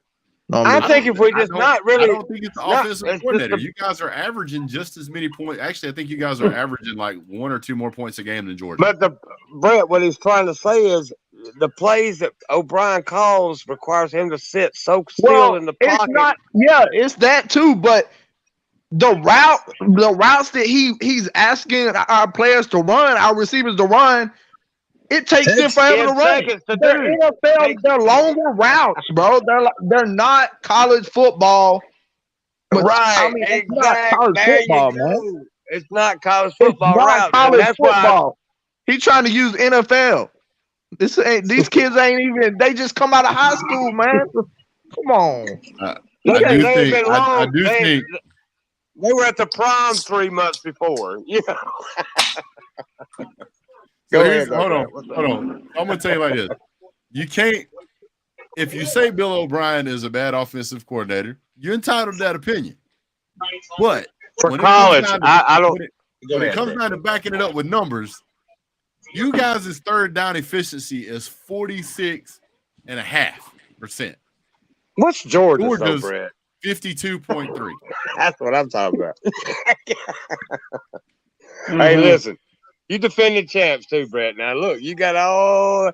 Hey, but I'll tell you what, and this is something I know for a fact. Georgia fans do not want to see Alabama in that SEC championship game. They do not want to see it. I don't know, dude. I'll tell you. Oh, man. No. I promise you, if we could get Tyler Hale right, and we could get, I'm telling you, if we get Aaron Anderson out there, these guys, I'm telling you, they would give them hell. Wasn't he in the national championship game? No, there's a freshman. No. Aaron Anderson, he's a freshman, but man, that kid's awesome. They said he's like they said he's 2.0 Waddle out there, man. Hey, I tell you what, why don't you do this for me before we start comparing about injury lists? Why don't you go back and look who Georgia had injured in the national championship game? Thank you. We had Jameson Williams. Imagine that now. Go look at Georgia beat Alabama, and we didn't even put our 100% healthy 5-star first-round draft pick wide receiver on the field, but maybe twice. You guys won that. Now, listen, all shit aside, you guys won that game. Y'all whooped our ass. Oh, I mean, here it comes. Here it comes, Brett. He's calling it like it is, man. Hey, I'm gonna say this. I ain't gonna say that y'all whooped our ass the whole game. We didn't have Messi, or we. But hey, Brock, you don't have to. Your coach did. We should just put Kirby and Nick out there. We should put helmets on them and let them line up against each other. Nick Saban came out there. Nick Saban came out there after the game and told Kirby Smart, "You guys whipped our ass in the fourth quarter." That's what he told him. Thank you. Y'all whooped us in the fourth quarter, but all the rest of the quarters, y'all struggled. Y'all struggled. Hold up, Brett. Come on, man. Yo, Brett. Better than that, Brett. Come on, Stetson was looking terrible out there, man. How y'all get beat with a walk-on quarterback and y'all had a Heisman winner? And hold up, big dog. And how many freshmen scored against Alabama? They want to talk about freshmen and people that have listened. We go in. They talk about. Hold on. They talk about Georgia's struggle. Let's see. At the end of the first quarter, it was 3-0. At the halftime, it was 9-6. At the end of the third quarter, it was Georgia 13, Alabama 9. Yes. We struggled the first 3 quarters of that game. Hey man, it was field goal kicking for a while there, but hey, you won the game. You won the game, Brent. You won the game. But look, how many touchdowns did y'all score in that game? Somebody remind me. We scored one I think touchdown. one. One touchdown. To be exact. One. Yeah. How many freshmen scored against Alabama? Hey, but look, Bryce Young. This is the thing that people are not looking at. That I seen. I watched it over and over in the offseason. Bryce Young, even though y'all's defense was in his face, he put the ball in their hands. They just didn't catch the ball. Even 50-50 ball. That's because we got him shut. We got him flustered. Yes, man. That's called here pressure. goes. That's why it's a stat. That's why. Man, but you got to give Bryce Young credit. The man went out there and literally put the ball in their hands, but they kept dropping the ball. Like, I don't know if they were scared they were gonna get the shit knocked out of them or what. But you know, you can't say that. Bryce Young threw for 369 yards. You can't put up an 18 points, 369 yards. Right. Georgia put up. You see how Georgia put you up see how 33 and only intense passed this is? 224. You see how intense this is? I hope we do play. I hope y'all beat Tennessee, please, so God. I still believe. Hold on, I'm gonna put it to you like this. You ready? Alabama had 399 yards in that game. Georgia only had 364. You guys had the ball for 31 and a half minutes. We had it for 28 and a half. Y'all had 22 first downs, and we only had 20. Y'all beat us on everything except the scoreboard, and the scoreboard's the only one that matters. It is. That's true now, and that happens a lot of times. But hey, can I just be honest? Can we just both agree on? Can we all agree? Keep it real. Listen. Do you think it would have been a last minute? Who has the ball last? Score if JMO and Metchie would have been playing. I'm not saying we win. I'm not saying we win at all. I'm saying. Wait, I'll put it to you like this. If you can put your two best players in the game and make them play the full game, can I do the same? Absolutely. Matter of fact, I'll only take one player. I'll only take one player, and that one player would be George Pickens. Mr. Pickens. Walker. No. Mr. Pickens. George Pickens would have made y'all look silly. No, I mean, on a serious note, I get it. The only reason why I'm saying that, Brett, is just because of what I seen in the SEC championship. Now, I could be totally wrong. We still probably could have lost, because y'all did have a great defense. You know what I'm saying? That we didn't see in the SEC championship, but we did see in the national championship. So I think that if you go back and you look at that game, you look at the SEC championship game. Let me find it here real quick. That game was a lot closer than what people realized. Turnovers was the name of that game. It was the turnovers Stetson Bennett created. That's correct. That made that game lopsided. Because both teams, look, when Georgia and Alabama play, it's a defensive game no matter what. I mean, it's not going to be a high scoring. If the turnover ratio is equal, if it's not, the only reason those games get lopsided one way is the turnover. Like Bryce Young's interception, pick 6 in the national championship game. If that hadn't happened, what kind of score would y'all would have won? But what would the score be? Georgia, I mean, it would have been, a reasonable close game. The same way with Alabama when they won. Yeah, I don't think Tennessee's going to have a lot of success, especially playing in Georgia. They better come up with more than a one-trick pony. For real, I do think Georgia's going to have a little. I think their wide receivers are that good. Georgia's going to have to. Y'all do have better corners than us. You know what I'm saying? Y'all got really good corners, but I just feel like that number 11. I don't know. And Cedric Tillman coming back. I'm not saying they're gonna do the same thing. They're gonna throw it every play. They're gonna throw it to number 11 like us, and y'all not adjust because I know Kirby will adjust. I know Kirby. He's not gonna let them run up the scoreboard with one player getting thrown the ball. You know what I'm saying? I'm glad somebody brought up Tennessee, because if I can jump in here for a minute, I have something to say about that. Go ahead, Didi. Go ahead, rock it out. Real quick. Just because earlier today, and again, I don't know what time of the week it was said. I forget who said it. It might have been Herb Street, silly self. Oh, Lord, I can't stand him. Go ahead. I know, right? No, I think he called Tennessee the most oh damn, I had it in my head. The most, I don't think he said exciting, but explosive? It was like no damn, I can't, I had it and I lost it. Basically he said they were the best looking team in the country as of right now. And I take issue with that. Yeah, you got to keep in mind, man. He's a shock jock. That's all he is. He's a shock jock. I agree, but I've heard a couple other people. But here, let me just get this out real quick. And again, I'm a Georgia homer. But when you look at Tennessee, nobody's doubting the explosiveness of that offense. But when you look at them in the totality through the season, okay, yeah, Georgia, I don't know, was it really a struggle against Kent State? There was no doubt that Georgia was going to win that game, right? Does Kent State put some points on? Right, okay, we know that. Did they look horrible against Missouri? Yeah, right. Georgia wins that game. Now let's look at Tennessee, right? They go to Pitt, and again, I don't want to hear this early in the season garbage. Pitt was playing with a guy that was basically Slovis was out, and they played the rest of the game with a dude on a crutch and had to go to OT to beat them.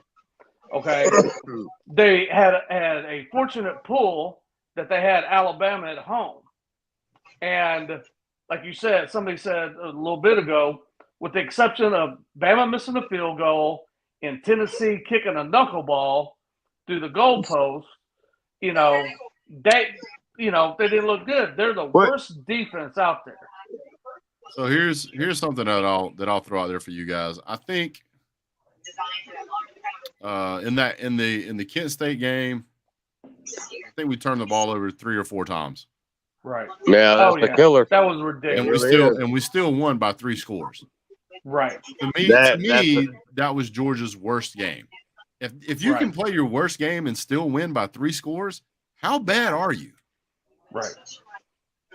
Now in the Georgia Missouri game, Georgia's offense stagnated in the first quarter.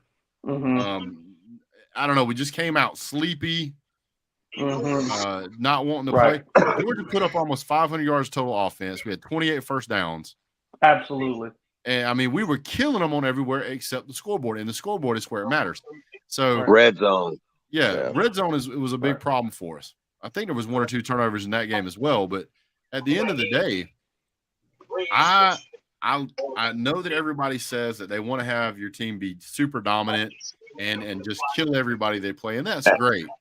But take it from an Alabama fan, that's hard to do, brother. It's hard week in, week out. We've had close games all through the dynasty. We've lost one every year, just about. I mean, well, my thing is that when you have those games where you get humbled, right? Mm-hmm. Like last year, whenever Georgia played Alabama, they got humbled, and after that, they kicked everybody's ass. Same thing happened this season. Is like Kent State. That game was in no real danger at any time. The Missouri game, I think, humbled a lot of them, and so we come out, we blow Auburn out 42-10, and then we shut Vanderbilt out 55-0. Right. So if I'm Tennessee and I'm looking at that Georgia team, I'm not thinking I'm going to hang 100 points on it. I would not be surprised. No, you're not. I would not be surprised at all if Tennessee doesn't change its entire game plan. I think that they are going to want to try and keep their offense on the field as long as they can, because they're not going to look at Georgia and go, we're going to hang 40 or 50 points on them. They're not going to do that. Right. Yeah, but they can't run an eye formation either, though, Brett. They can't go power eye. They can't do a running attack. I don't think they're coached to do it. I don't even know if they could. Well, that's what I'm saying. They're most likely. I would say they are most likely right now trying to figure out how to run the ball. Right, because and here's my point too. Not taking the thing. I hate to always put a disclaimer out there, but what do they average? I forget. Like every They're the 5th fastest team in the nation right now per play per minute or something. They go. Okay. I think they snap the ball like every. Yeah, they're on every 23 seconds or something crazy like that. Right. Now, Chip Kelly ran probably a very similar offense, right? Back when he was in Oregon. Yep. Right. That can work against you, which I saw it happen a couple times with Alabama and Florida, that if you go 3 and out within 30 seconds, your defense is back on the field. Yep. And you take 2 or 3 of those in a row, your defense is going to be gassed real quick. Because they're not used to playing like that. That's exactly right. So if you want a prediction for the Georgia-Tennessee game, I'll tell you this is most likely what I think is going to happen. Georgia has discovered that they have an absolutely incredible running back in Branson Robinson. Absolutely. That guy is a meathead. He's smart. When I say he's a meathead, I mean he's a bruiser. He's a power back. He's going to try to run over you. And Georgia is going to be perfectly content to go down the field and score when it wants to. Mm-hmm. But you are going to see methodical, long drives of Georgia grinding on that Tennessee defense. Absolutely. And then when if Georgia can just get Tennessee to choke 2 or 3 times, Georgia will run away with that game. Well, and again, I mean, if you know, I know Kirby, he understands how they pass the ball at Tennessee. I mean, he's been studying this shit, whether anybody believes that or not. But no, not at all. If he can grab an interception or 2, Georgia's going to blow them out. If they're able to execute that passing game, it might be just like with Alabama. I mean, you know, I don't know how Alabama got so. I think Tennessee was able to attack our interior backfield, like our safeties. That's where they did it, you know. And you know, and somehow, and it looks silly. I mean, a lot of it just looked like, my God, how was he burned that bad? Alabama was never burned. You know, I don't understand it. It didn't really make any fucking sense to me. Now, there was questionable calls and everything like that, like the Bryce Young targeting. Come on, y'all seen that? That was ridiculous. No call. Not even a rough in the passer. Nothing was called. I mean, he about took his head off. Yeah. Definitely. And that last play of the game where they called pass interference, he never touched the dude. The dude fell backwards on his own.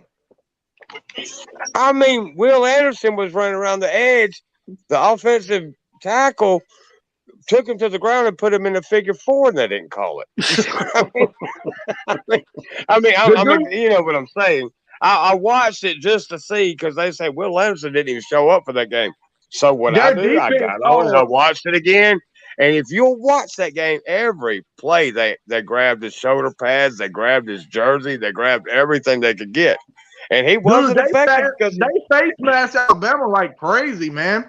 They slung Isaiah Bond to the ground, grabbed him by the face mask and slung him. Ask Brad, he'll tell you. Well, here's the thing too about Georgia. Hey, listen, listen. If Tennessee happens to squeak by Georgia, which I don't see it happening, if we could get through the West, I would love, because we will monkey stomp Tennessee and Atlanta. I guarantee it. I'll bet any of you on here $100. We will beat them. I guarantee you we will. Oh, I don't know. We'll have to see. What I will tell you is that when it comes to defensive backs, right? Georgia's DBs are way better than what people realize. Yeah. This year, I agree. The last couple of years they've been suspect, but this year, they're pretty locked down. DBs are and this will be the best defensive back core that Tennessee has seen, and I can promise you this: if you throw that damn ball anywhere, Georgia has 6 interceptions on the season, so we just about won a game, right? If you throw that ball anywhere around Malachi Starks, or Christopher Smith, or Dan Jackson. I thought he was out for the year. He's out, right? Dan. I thought he was back. No, he broke his I don't foot. know. He had surgery. Oh, that's right. My bad. Yep. Hell, suit him up. Put him out there. Hell. I'm sorry. I meant to say Keely Ringo. Yeah, that's Keelan. it. Yeah. Hey, now I like that kid. I've seen him. I mean, he actually did a good job the few times I've seen him play. But you got don't forget Ty Keys in there. Yeah, I know. So here's let me pull this out. Christopher, because I want to make sure I get the number right.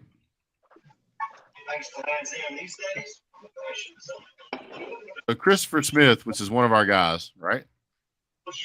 Yeah. He's our defensive back. He's a defensive back. Where is it? I'm trying to find the stat sheet. While you're looking for that, I'm just going to say, if anybody ain't got the East Carolina BYU game, it's 24-24 with 1:20 left in the fourth. Oh, snap. I'll check that out, dude. Yeah. Friday night football, baby. Yeah, it is. LA Tech and FIU. LA Tech's up by 3, 27-24 with 2:14. That's why I love watching, man. It's college football. You don't get no better, man. It's the greatest sport in the land, man, by hands down. I love the Braves too. Don't get me wrong. I found what I was looking for. Go ahead, big So dog. Malachi Starks, which you're not hearing a lot of. If you're not a Georgia fan, you probably haven't heard his name a lot. You probably don't know who he is, and that's fine. You will. Malachi Starks. I know who he is. Malachi Starks 40 time is 4.39. Jeez. Almost as good as me. He called. Yeah, right. His 100 meter time is 10.55. Wow. Damn. Throw that ball up if you want to. That's world class on it. Well, hey, by you saying that, okay, go back to the Missouri game where they ran up the middle for 70 yards. Who caught him at the 1 or 2 yard line? Malachi came out of nowhere, which then forced them to kick a field goal. Chased him, came out of nowhere. That's Malachi, true freshman. Brett, I have one question for you, not as pertaining to Georgia. Yep. How did Nick Saban land Travis Ford? That's Kirby's backyard, and he's a running back, game managing type of guy. How in the hell did he pull that? Are you talking about the guy? Is it Travis Ford? Isn't that his name? The guy from Georgia, the number one running back in the country. Yeah, I mean, hands down, great. I've been on YouTube just awing at him. It's for next year, but yeah, he hasn't actually made it to your campus yet. Is that right? No, he's committed. I no, but has he made it to the campus yet? Yeah, thank you, Brett. That's a good. Yeah, there's that word. What are you trying, Brett? Are you saying Kirby ain't put out his secret guns yet? He gonna come in from the back door? There's only two players. There's only two kinds of players that don't come to UGA. Who's that? Ones that are brain dead and ones we don't want. Okay. Yeah, Mr. Evans. Mr. Evans. Oh Lord. What? I tell you what, I look forward to the rest of this year. It's going to shape up to be a crazy year as far as the playoff committee and everything. Because nothing's been normal this year. Nothing has been normal. Right. Coming from a Bama fan. Sure. Yeah. I mean, upsets every week. It's strange. And then now, I'm telling y'all, and I promise you, I think Penn State's going to pull that upset tomorrow night or day or whenever the game is. I feel it. I don't know, man. Who? I tried to tell Lou the other day when he was betting with Pigskin Pete about the Bears versus the Patriots. Lou, cutting up with Pete, said, do me a favor, put 100 on the Patriots for me. So he did. I said, no. I tried to, in the comments, they said, no, Lou, I got a feeling man, go with the Bears. The Bears blew them up. Man. I mean, I don't know. I got that same thing with this game about Penn State and Ohio State. Especially I think Georgia's going to win tomorrow. I think. What's that? I'm sorry. No, I just said, especially when they're in Happy Valley. Oh, yeah. I think, the whole.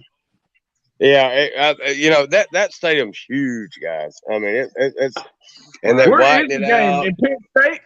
Is it they playing in Penn State? Yeah, it's at Happy Valley. Sure is. Yeah. It's gonna They be might got a chance. They might got a chance. Yeah. Big chance. I'm telling you. I think I look for Ohio. I mean, I don't know what the spread on that is, but obviously Ohio State's probably favored, being the number one team in the country, which I think Georgia's the number one team in the country, but that's besides the point. Yeah. I think that Penn State is not getting looked at enough, considering that Michigan just did their business with them, and Penn State's on the rebound. They're mad, man, and they got one more chance to shine to get the people's attention. Listen, every time Ohio State makes it, they get the shit beat out of them. So I wanted to address the question that you had about the running back situation. So you said that this is like number 3 in the country or something for this coming up year. You want to know why Georgia? Oh, you talking about Travis? Or what is his name? Travis Ford? Even I think that's his name. But he's from Georgia. He's from y'all's backyard, man. I mean, somehow Saban has got him. You're talking about Justice Haynes. Justice Haynes. That's it. Not Travis that kid is special, boy. That kid is boy. Justice Haynes ain't no. That's his name. I'm sorry, Brett. You're right. No, that's fine. The reason Georgia didn't go after him. Why? I don't get it. Because Georgia picked up the number 1 recruit in the country this year, when Branson Robinson. Thank you. Wait, who's that? I never heard of Branson. I mean, I'm not. One. Yeah, dude, Branson is. I just got to say that Travis Ford was a shooting guard for Kentucky about 20 years ago. Jerome I don't know how that name even popped in my. I've been drinking on the shine. I'm sorry. That's what it is. Branson Robinson is a beast. Yeah, Branson Robinson is going to be. Tell me about him, man. Is he coming in next year? I mean, he squats 700 pounds, man. Kid's fucking. And he's a running back that squats 700 pounds. Well, hold on. So let's do this. I'll just make it easy for you. So that way everybody knows what we're talking about. And then I'm gonna have to roll that bean footage. So here we go. All right. Put it up right now. Oh shit.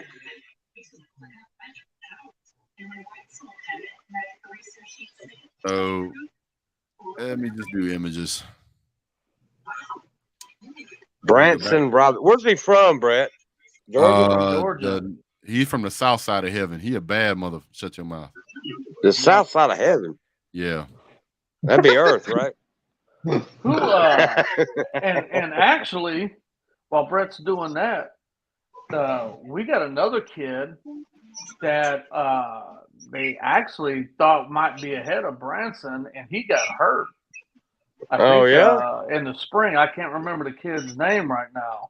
Same position or? Yeah, running back. Yeah. And, okay. I don't know if you can. Here, I'm going to change the format here. So you see that guy all the way on the right over here? I see him. That's him as a true freshman. God damn. This is him as a true. He reminds me freshman. of y'all's tight end that you have already, big number 0. Yeah. Yeah. What the hell is that running down the field? They were built in labs. That damn Kirby getting all them big ass. He's got arms like Derrick Henry, man. 1, 2, 3, 4, 5 plates. 5 plates for 45. 5 plates for 45. That's 10 plates. That's 10 plates. Damn. 45. That's 450 plus bar. Imagine him jumping through the hole, man. You're the LB that's trying to get at him. You better come on with tackle this guy. You do not want to tackle this guy. This guy will kill you and your whole family just by running over you. Dude, I will get Henry toe on him so quick. I bet you won't tackle this guy. No, serious note, he's huge, man. Yeah, this Branson Robinson is absolutely scary. He's a genetic freak. He ain't signed yet, has he? He's playing at Georgia. Yeah, he's our true freshman right now. Oh, he's already on the team. Yeah. Yep. He's last year's. They got him last year. He was the number 1 recruit in the country last year. Yeah. But knowing Kirby, he ain't seen the field yet, has he? Yeah, he has. He has seen the field. He got more carries than you said it earlier, Brett. Yeah, he was running all on Auburn. I saw that shit. Yeah. Branson Robinson's had 34 carries for 200 yards, and he's at six yards a carry. Yeah, and he's supposedly the third string. Yeah. What the hell is Auburn gonna do, y'all? I mean, I know y'all care a lot about them. What they gonna do about that situation down on the plains? They don't y'all get tired of them trying to find every reason they can to fire Brian Harsin. They going to the landfill. They ain't gonna get prime time, are they? They on the way to the landfill. I hope they do. I will. Boy, did you see prime time and Kirby facing it off? They're gonna bump Nick out of the way for the Aflac commercials. Kirby looking hey, straight. Y'all know Jackson State's undefeated this year, right? Yeah, I mean, all right, hey, here we go. So here we go. I believe in prime time now. He's a good damn player and coach. He really is. Terrible coach. He is a freaking terrible coach. I knew I'd get Brett started. Go ahead, Brett. Tell me this. Give me the analytics on him. No, ain't no analytics to it. It just works like this. I've coached college football. I've coached high school football. I've coached middle school football, and I'll tell you like this: you cannot walk into a locker room and tell your players 90% of y'all ain't gonna make it. Mm-hmm. Oh, right. Shit. Yeah, that does kind of put a damper on shit, don't it? Excuse my language. 90% of y'all ain't gonna be what you've been playing all your life to be. And you know what that is? That is an indication. That is a direct reflection that the coach can't get it done. Yeah, well, that's what it is. Do you think Kirby Smart walks into a 5-star recruit's bedroom and goes, or house and kitchen or whatever, and goes, "Yeah, 90% of y'all ain't gonna make it, cuz. Sorry." Right? No, I wouldn't hire that. I mean, I like him as a dude. I mean, I didn't know that though. I didn't know all about that, but. Yeah, hell of a player he was. He was a hell of a player. I loved him when he played for the Falcons. Don't get me wrong. But God, the Cowboys, the Falcons, the Seminoles, the Braves. But as far as a player, one of the best in history, no doubt. Give him all the credit in the world. But as a coach, he's a natural. You're in charge of these young men's mentality. Yeah, you're developing their brain. That's something Nick's good at. That's what Kirby is too. If my kid was in there and you just told me that you want my kid to come play football for you because he's somebody special, and then the first thing you go in there and tell them kids in that locker room is 90% of y'all ain't gonna make it. Well, guess what? Maybe that's true statistically speaking, but you don't know where that 10% is. Yeah, you just don't. You let them strive for what they want, man, and then let them find out in their own way. Yeah, you got a coach in there. You got a guy in there who's in probably the best player they've ever met in person, who's supposed to be coaching them. Brent, where did you get that? Did you see a reel on that, or did you see him actually say that, or was it through the media? How did you find out he said that statement? Let me find it. Okay.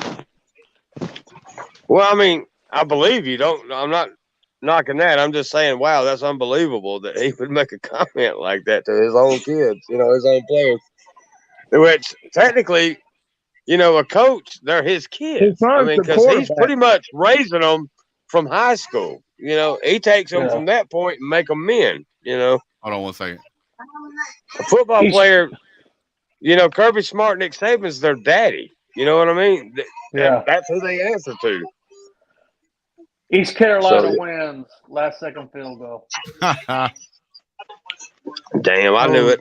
The clip that is in, the clip that's in, I believe, I'll have to go confirm it later. But if you Google that's Deion fine. Sanders, you ain't got to produce it. Deion Sanders didn't know where brutally honest with his football team. Yeah. But let me put it to you this way. So this particular video has 631,000 views. Okay. Okay. It's pretty solid. Hold on, let me finish. There's more numbers here. But it only has 17,000 thumbs up. That's not good, is it? Statistically speaking, if you put out just an average video, you should be at least 10%. He should be at least 63,000. He's not even. You know, the odds in Vegas are what I've been hearing, and you know, I get this information through YouTube, ESPN, that he's eyeballing Georgia Tech. I hope he does. Which is still going to, you know, put the rival between him and Kirby Smart. So either way, he's going to have to face those Smart. You know, maybe he's waiting for Nick Saban to retire. He's going to go to Alabama. Yeah, I don't. I heard it. Some people saying he might come to Alabama. I don't know. I'm gonna tell you right now. You know, I'm gonna tell you right now. If You he can write this down. You can make a note. You can hang it on the wall. You can put a picture in. You can frame it. You can highlight it and circle it with crayons. I don't care. The moment that Deion Sanders goes to a Power 5 school, a real Power 5 school, he will get absolutely embarrassed, and he knows it. And he knows it. And that's why he won't take the job. You won't tell me Deion. Yeah, he's a smart man, but the thing is, because there's too much media attention on him all the time. That's one thing. They flat out asked him. Because he was talking all that smack about we'll play anybody. Will you play Alabama? He goes, no, our team's not ready for that. So, he said give us a year or two. Yeah. Well, that's any school. This is all Deion is a PR machine. Well, of course, that's his money maker. That's his bread. Exactly right. That's what he does. He is doing all those young men down there that have worked their asses off to try and be a professional football player. He's doing them a disservice. I agree. Yeah, baby. You got those 5-star players, and I'll say it now and I'll say it again. You got those 5-star players that go down there to be coached by a guy who was a great player but can't coach on a real level. No 5-star player should be playing on those teams. A 5-star player should be playing at a real Power 5 school that has real training facilities, has real medical staff, has real coaching staff, real analytics, real connections, real football teams, and get those guys into the places they need to be into to go pro. If I'm going to ask you one talent, and that kind of talent is a God-given talent. This question is for the whole from birth, and you're not giving those young men the best opportunity they can to exploit it. Yeah. Well, this is food for thought. This is for the whole panel. One question for everybody in the chat. Everything. Your opinion. Who is the next Alabama? I know who it is. Who's going to be the next Alabama football coach after Nick hangs up the hat, hangs his jacket up? That's rough. I know who it is. I already know who they got in mind. I can tell it from here. Jimbo Fisher. Nope. That was a bullshit answer. I was just messing. Well, I mean, I'm just responding. I'm sorry. Yeah, but no. I mean, I got one guy I believe is going to be the next guy. I could just tell already from Dabo. No, Dabo will never. Even though it's Dabo's in the Freemasons of Clemson. He's not leaving, man.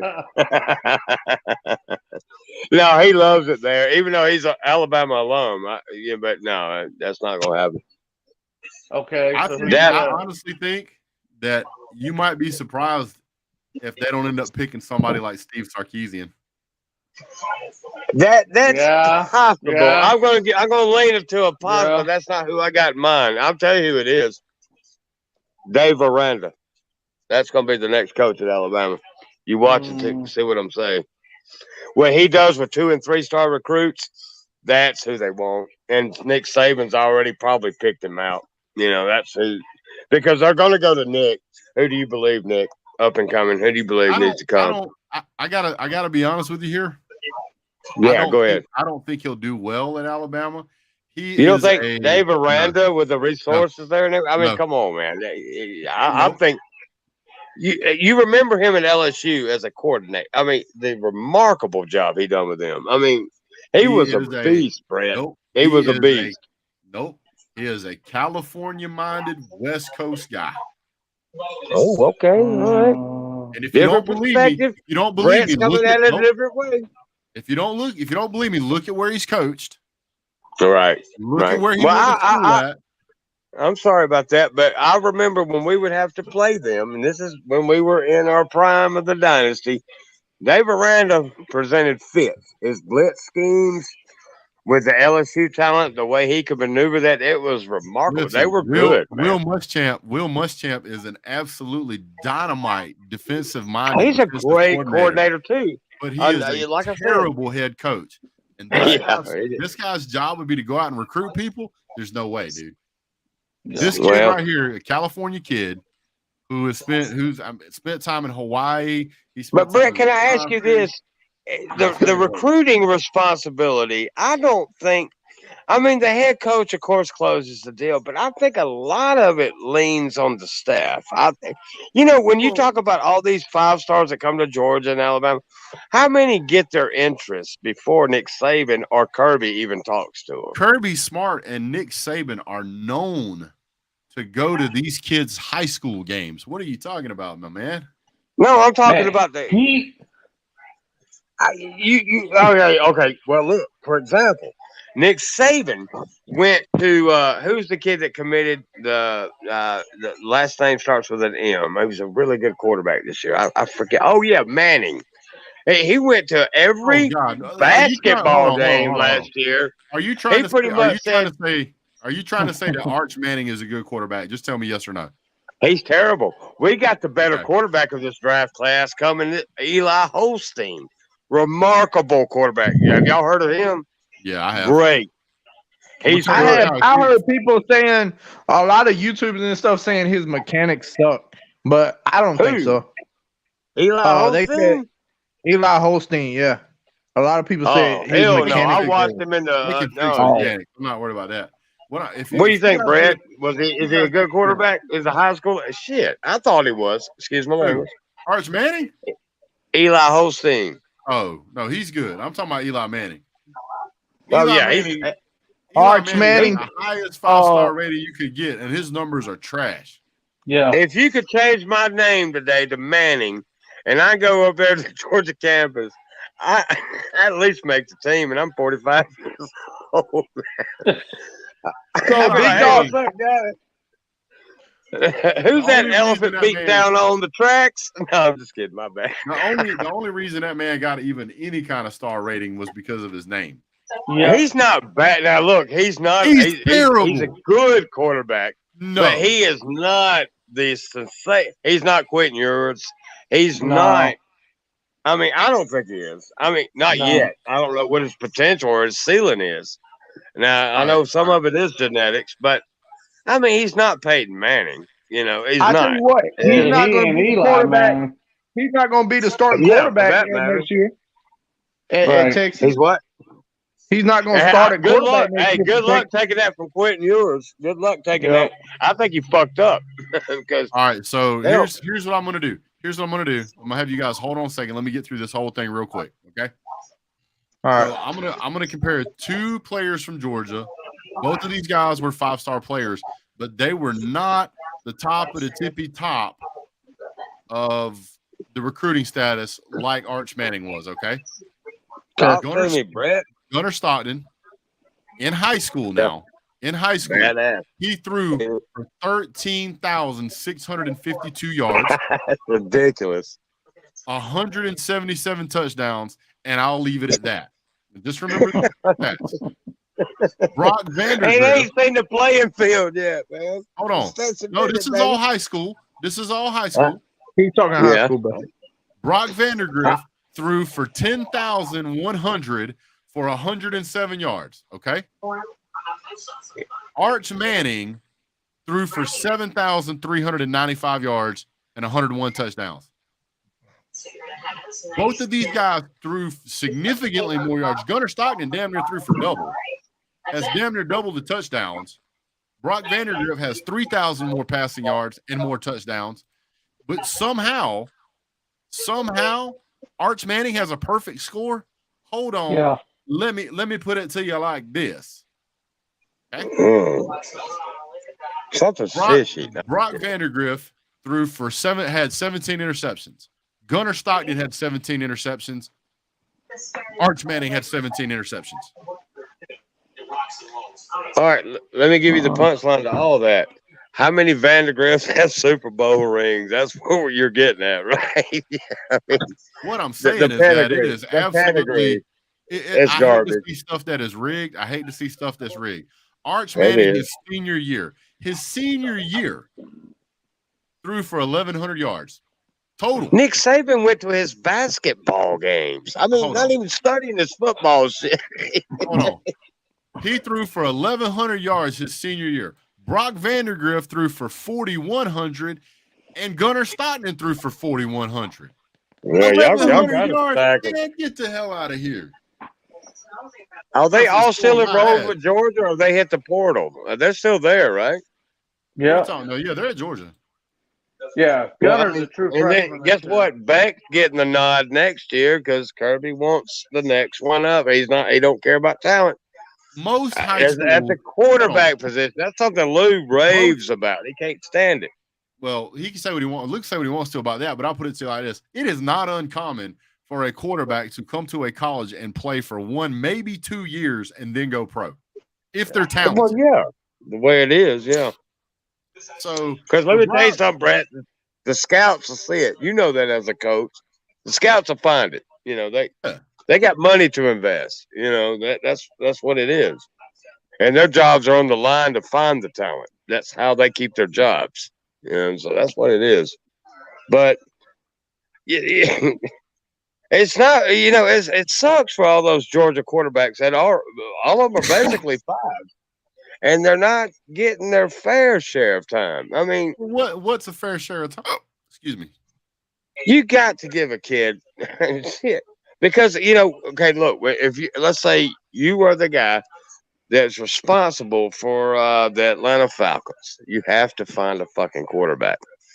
The kid's got less than a year, maybe a year. Are you going to trust him over a long period of time and tell the Falcons? Yeah, y'all can pay him that. That'd be fine. Hell, he's good for it. Well, really? now the thing is that something that nobody takes into consideration, and they really should, is what's that? Now that we have the NIL, there's no big reason to run and jump up out of college. Yeah, that's one thing. That's what Nick was referring to. It's not that he doesn't mind kids. He thinks kids ought to be paid. It's not that. It's the fact that, like in Jimbo Fisher's case right now, those kids that got suspended because they got paid already. Fuck, they're already rich. Let's smoke some weed. Let's smoke some weed. We'll hit the transfer portal if we get suspended. Let's take the rest of the year off. Fuck it. They know we're talented. We'll hit another team up because somebody's going to want it. You must be you must be talking about them Florida players. I want to get y'all. I don't know if you had a pun to that, but what was that? I want to get y'all's thoughts on something that happened yesterday. As y'all know, Cormani McClain committed to Miami in the last second.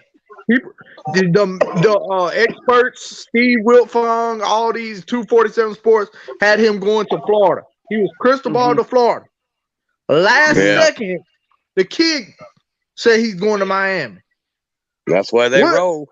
Yeah. I mean, I want your opinion, dude. Do you think that's NIL? Do you think that's money? Did they offer him more money or what? I mean, man, did you see the kid?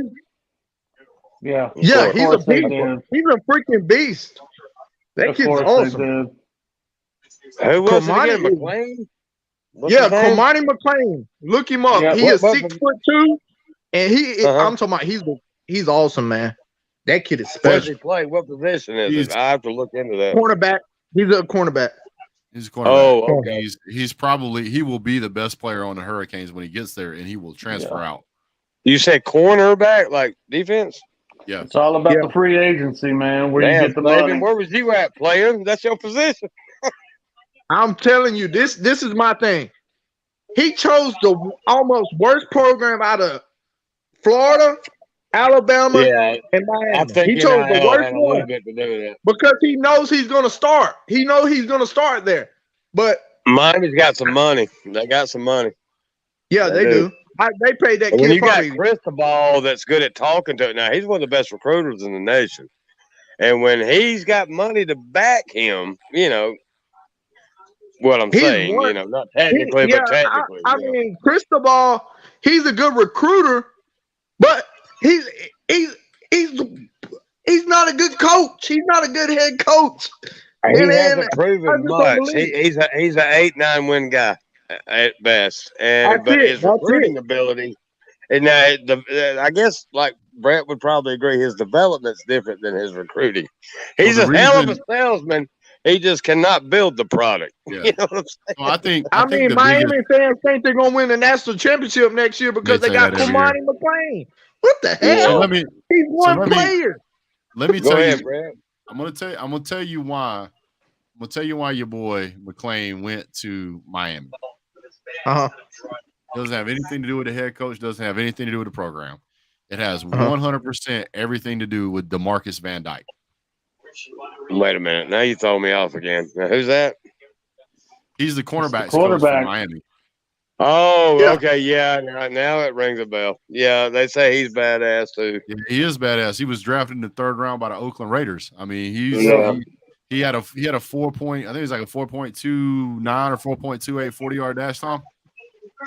Yeah. And so I thought Corey Raymond was better though. I thought Corey Raymond was going to pull that.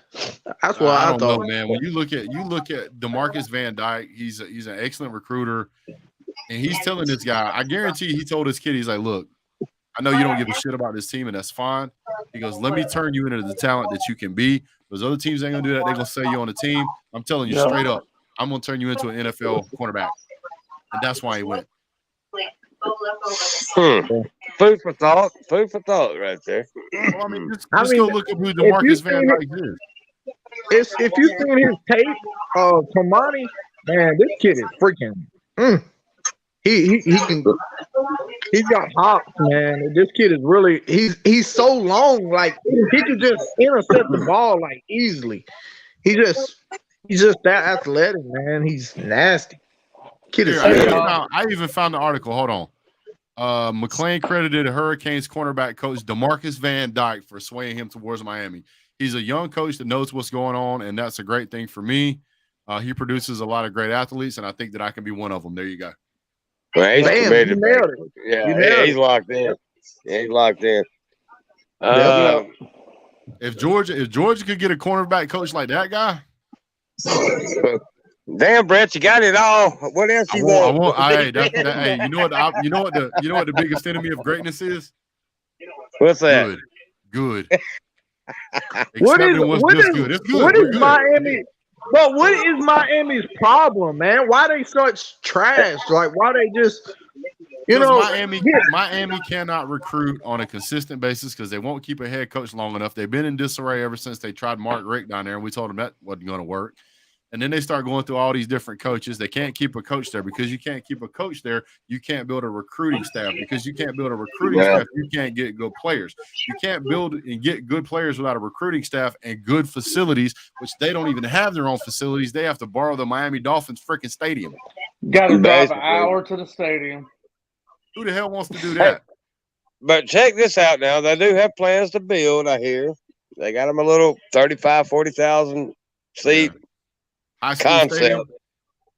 Something. I don't know. It's got palm trees in it and everything. From what I talking about building the new stadium and shit. I don't know. All kind of. Yeah, they got, like I said, they got money. I mean, it's just I don't know what the holdup is. That guy John Ruse, when Kamani committed, he threw up the U sign and all that junk. He was like, "Welcome to the U." I mean, hell. That guy's to be honest, Miami's one of the richest cities in the, as far as the population income, they're up there. They're going with a 65,000 seat stadium. Yeah, okay, yeah, I do. It wasn't nothing like Bama or even Georgia or anything like. Yeah, they're, but it's. I think that's okay for my ACC. Let's be real. ACC sucks. Everybody knows that. I don't know why. People think Clemson are so good. Alabama would stomp them with Milrow. Clemson's going to get their shit pushed in. Let me put it to you like this. You ready for this? Talk to us, Brett. Arkansas holds 76,000. South Carolina holds 80. Auburn holds 87. Florida 88. Georgia 93. Alabama 101. LSU 102. Tennessee 102. And Texas A&M 102. Only the trash teams in the SEC have these little bitty ass stadiums. Yeah, like Mizzou maybe or Kentucky. Missouri's at 62, Kentucky's at 61, Mississippi State's at 62, Vanderbilt's at 40,000. So you're telling me you want to be Vandy? Hey, give Vandy a chance. If you're going to build a stadium in today's day and age, and you want to impress the players you need to be relevant, you got to build better than a 65,000 seat stadium. You need to go. You need to go with like 80,000. They only doing 65. Hey, what was Sanford's again? Sanford Stadium, Georgia. What was Georgia's? 92 and some things. 90. Oh, they're 92,000. Yeah, that's a good size stadium. 92, Georgia, Alabama 101, and some other teams 100 and something. So like right now, A&M and LSU's got playing it right now at the Hard Rock. The stadium they play at now is 65,000. Yeah, NFL teams. LSU? What is LSU? 100,000? Yeah, they're like 100, 102. That's huge. Yeah, it's huge. Yeah. Clemson has 81,500. Florida State has basically 80,000. Pittsburgh, these are all in the ACC. Pitt has 68,000, which is the same stadium as the Pittsburgh Steelers. So they're robbing their brother as well. I've been to that stadium. It's trash. Give me Dukes. Virginia Tech is at 66,000. Duke's at 40,000. Wake Forest at 32,000. 31,000. 32,000. Oh yeah, that's a small campus anyway. Wake Forest stadium around here got 32,000 seats. What are you talking about? Shit, the average Texas high school Miami got beat by Duke in Miami. That's crazy. That is wild. I couldn't believe it. You want to talk about a crazy year in football? I'm telling y'all, this is one of the wildest years I've ever seen. Hands down. I don't even know why they really thought that they was going to be ACC champions this year. That's what Miami fans said. That's the thing. I mean, Miami's wanting to live. It's like, like Georgia didn't rush it. They knew we're a pretty good team, and it took them. I mean, Mark Richt was he had a decent program, and it was a building block for Kirby to come in and tweak things out and make it to where it is now. But to be honest, if you give Cristobal, just let him recruit 3 years, get some depth in that roster, get some talent, because he's a hell of a recruiter, and then decide, well, is Cristobal working out? As a coach. Right now, Miami, look, they need to shoot for Cristobal won a doggone Rose Bowl at Oregon, I think, and that's it. Mm-hmm. That's all he's done. He ain't won national championships. He ain't got to that. He's not that type of. He's not that. But now the recruits that he's bringing in. Yeah, but the recruits that he's bringing right now in 2023 class, they are pretty solid players. So if he could get it turned around, Miami may be a challenge to somebody. But right now, Miami's no challenge to any damn body. And not I even a high school team. I mean, ever since Coker come in there right around the 2000, and he got them back up there. Alabama kind of halted them in that 92-3 whatever game. That kind of shook them a little bit. They took a couple of years where they kind of struggled, but then they built back up. And then, they got that dynasty thing kind of in the midst again. But then, I don't know what happened. It was kind of like. I think, here's my thing. I think Miami's problem is their players, man. Like, their players just look like they don't want to play. Like, they don't care. Like, you know what I'm saying? They don't have any hype. They don't have no hype, man. It's like dead. It's like a dead man walking out there, man. It was like last year against Alabama. Brett, did you watch that game at all? Which one? They hit hard. They were motivated for the game of the year. They played us. They hit us. But that second half, we just took complete control. Well, that was one of the when you a part-time team and you playing a full-time world beater, it ain't gonna work for long. I mean, their hope was to go out and knock you guys back and get you reeling and keep you off balance, and they just couldn't do it. Right. So And they couldn't even come close. They couldn't even get close. Nope. I mean, they just looked bad. That was a very. I trolled Miami fans. Starting in July of last year, just to see where they were at. Oh, and they were like, "Man, my Alabama, we got this. We got this scheme. And they come out." But I tell people like this: have you ever seen that movie, The 300?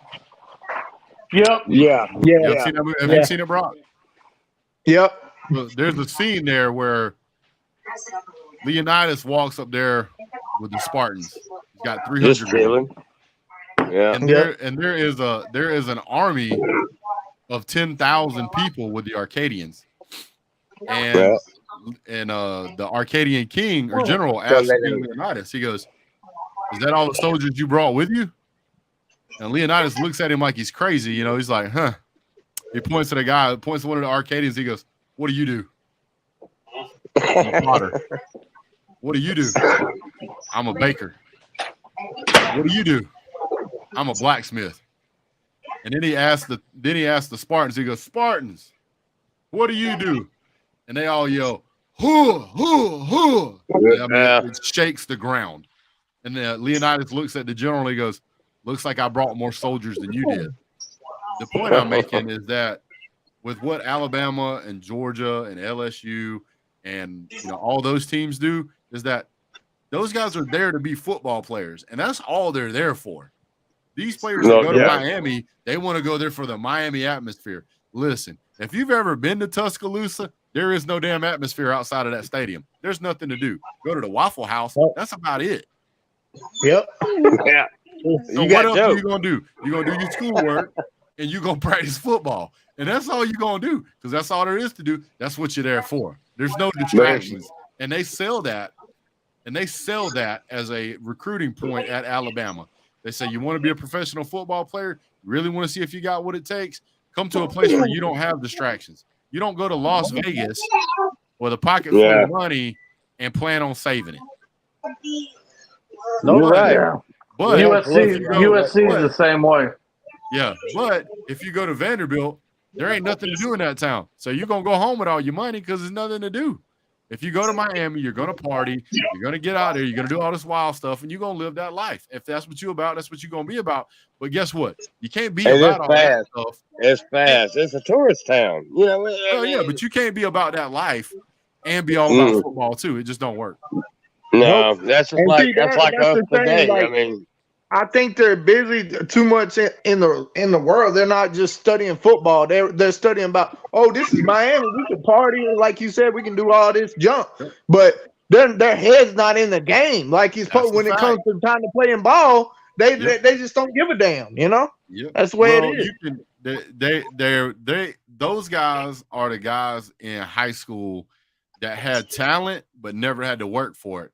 And one of the biggest things about NIL that hurts people is people like that university. Because if you're getting $1 million and you're living down there, come on. Is that really going to work out? Look at the quarterback last year. Who did they have? What was that guy's name? I don't know. Mr. Heisman hopeful. I forgot who he was now. I don't think Kobani's going to stay at Miami, though. I think he might transfer. I think he might. I think Georgia's getting Van Dyke, the quarterback. I heard. I don't know. What do you think about that, Brett? I don't know. Maybe. I'm just kidding, of course. Well, guys, we ran up to midnight here, so I'm gonna call it a night, guys. I appreciate y'all jumping on. But all right, roll tide, Brett. Yep. Give everybody a shout out here. Cool Breeze, Rich, Sanchez, Brock Watson, Cadillac. Appreciate y'all being here. All right, bud. Night, bud. Bow Hunting 101. Pastor Dave, how you doing, sir? Appreciate you being here. Let's see. 225 girl. If you guys have already left, I appreciate y'all anyway. You see this at a later time. I really appreciate y'all. Thanks. So, guys, you guys have a great day. See you guys tomorrow. God bless. Go, dog.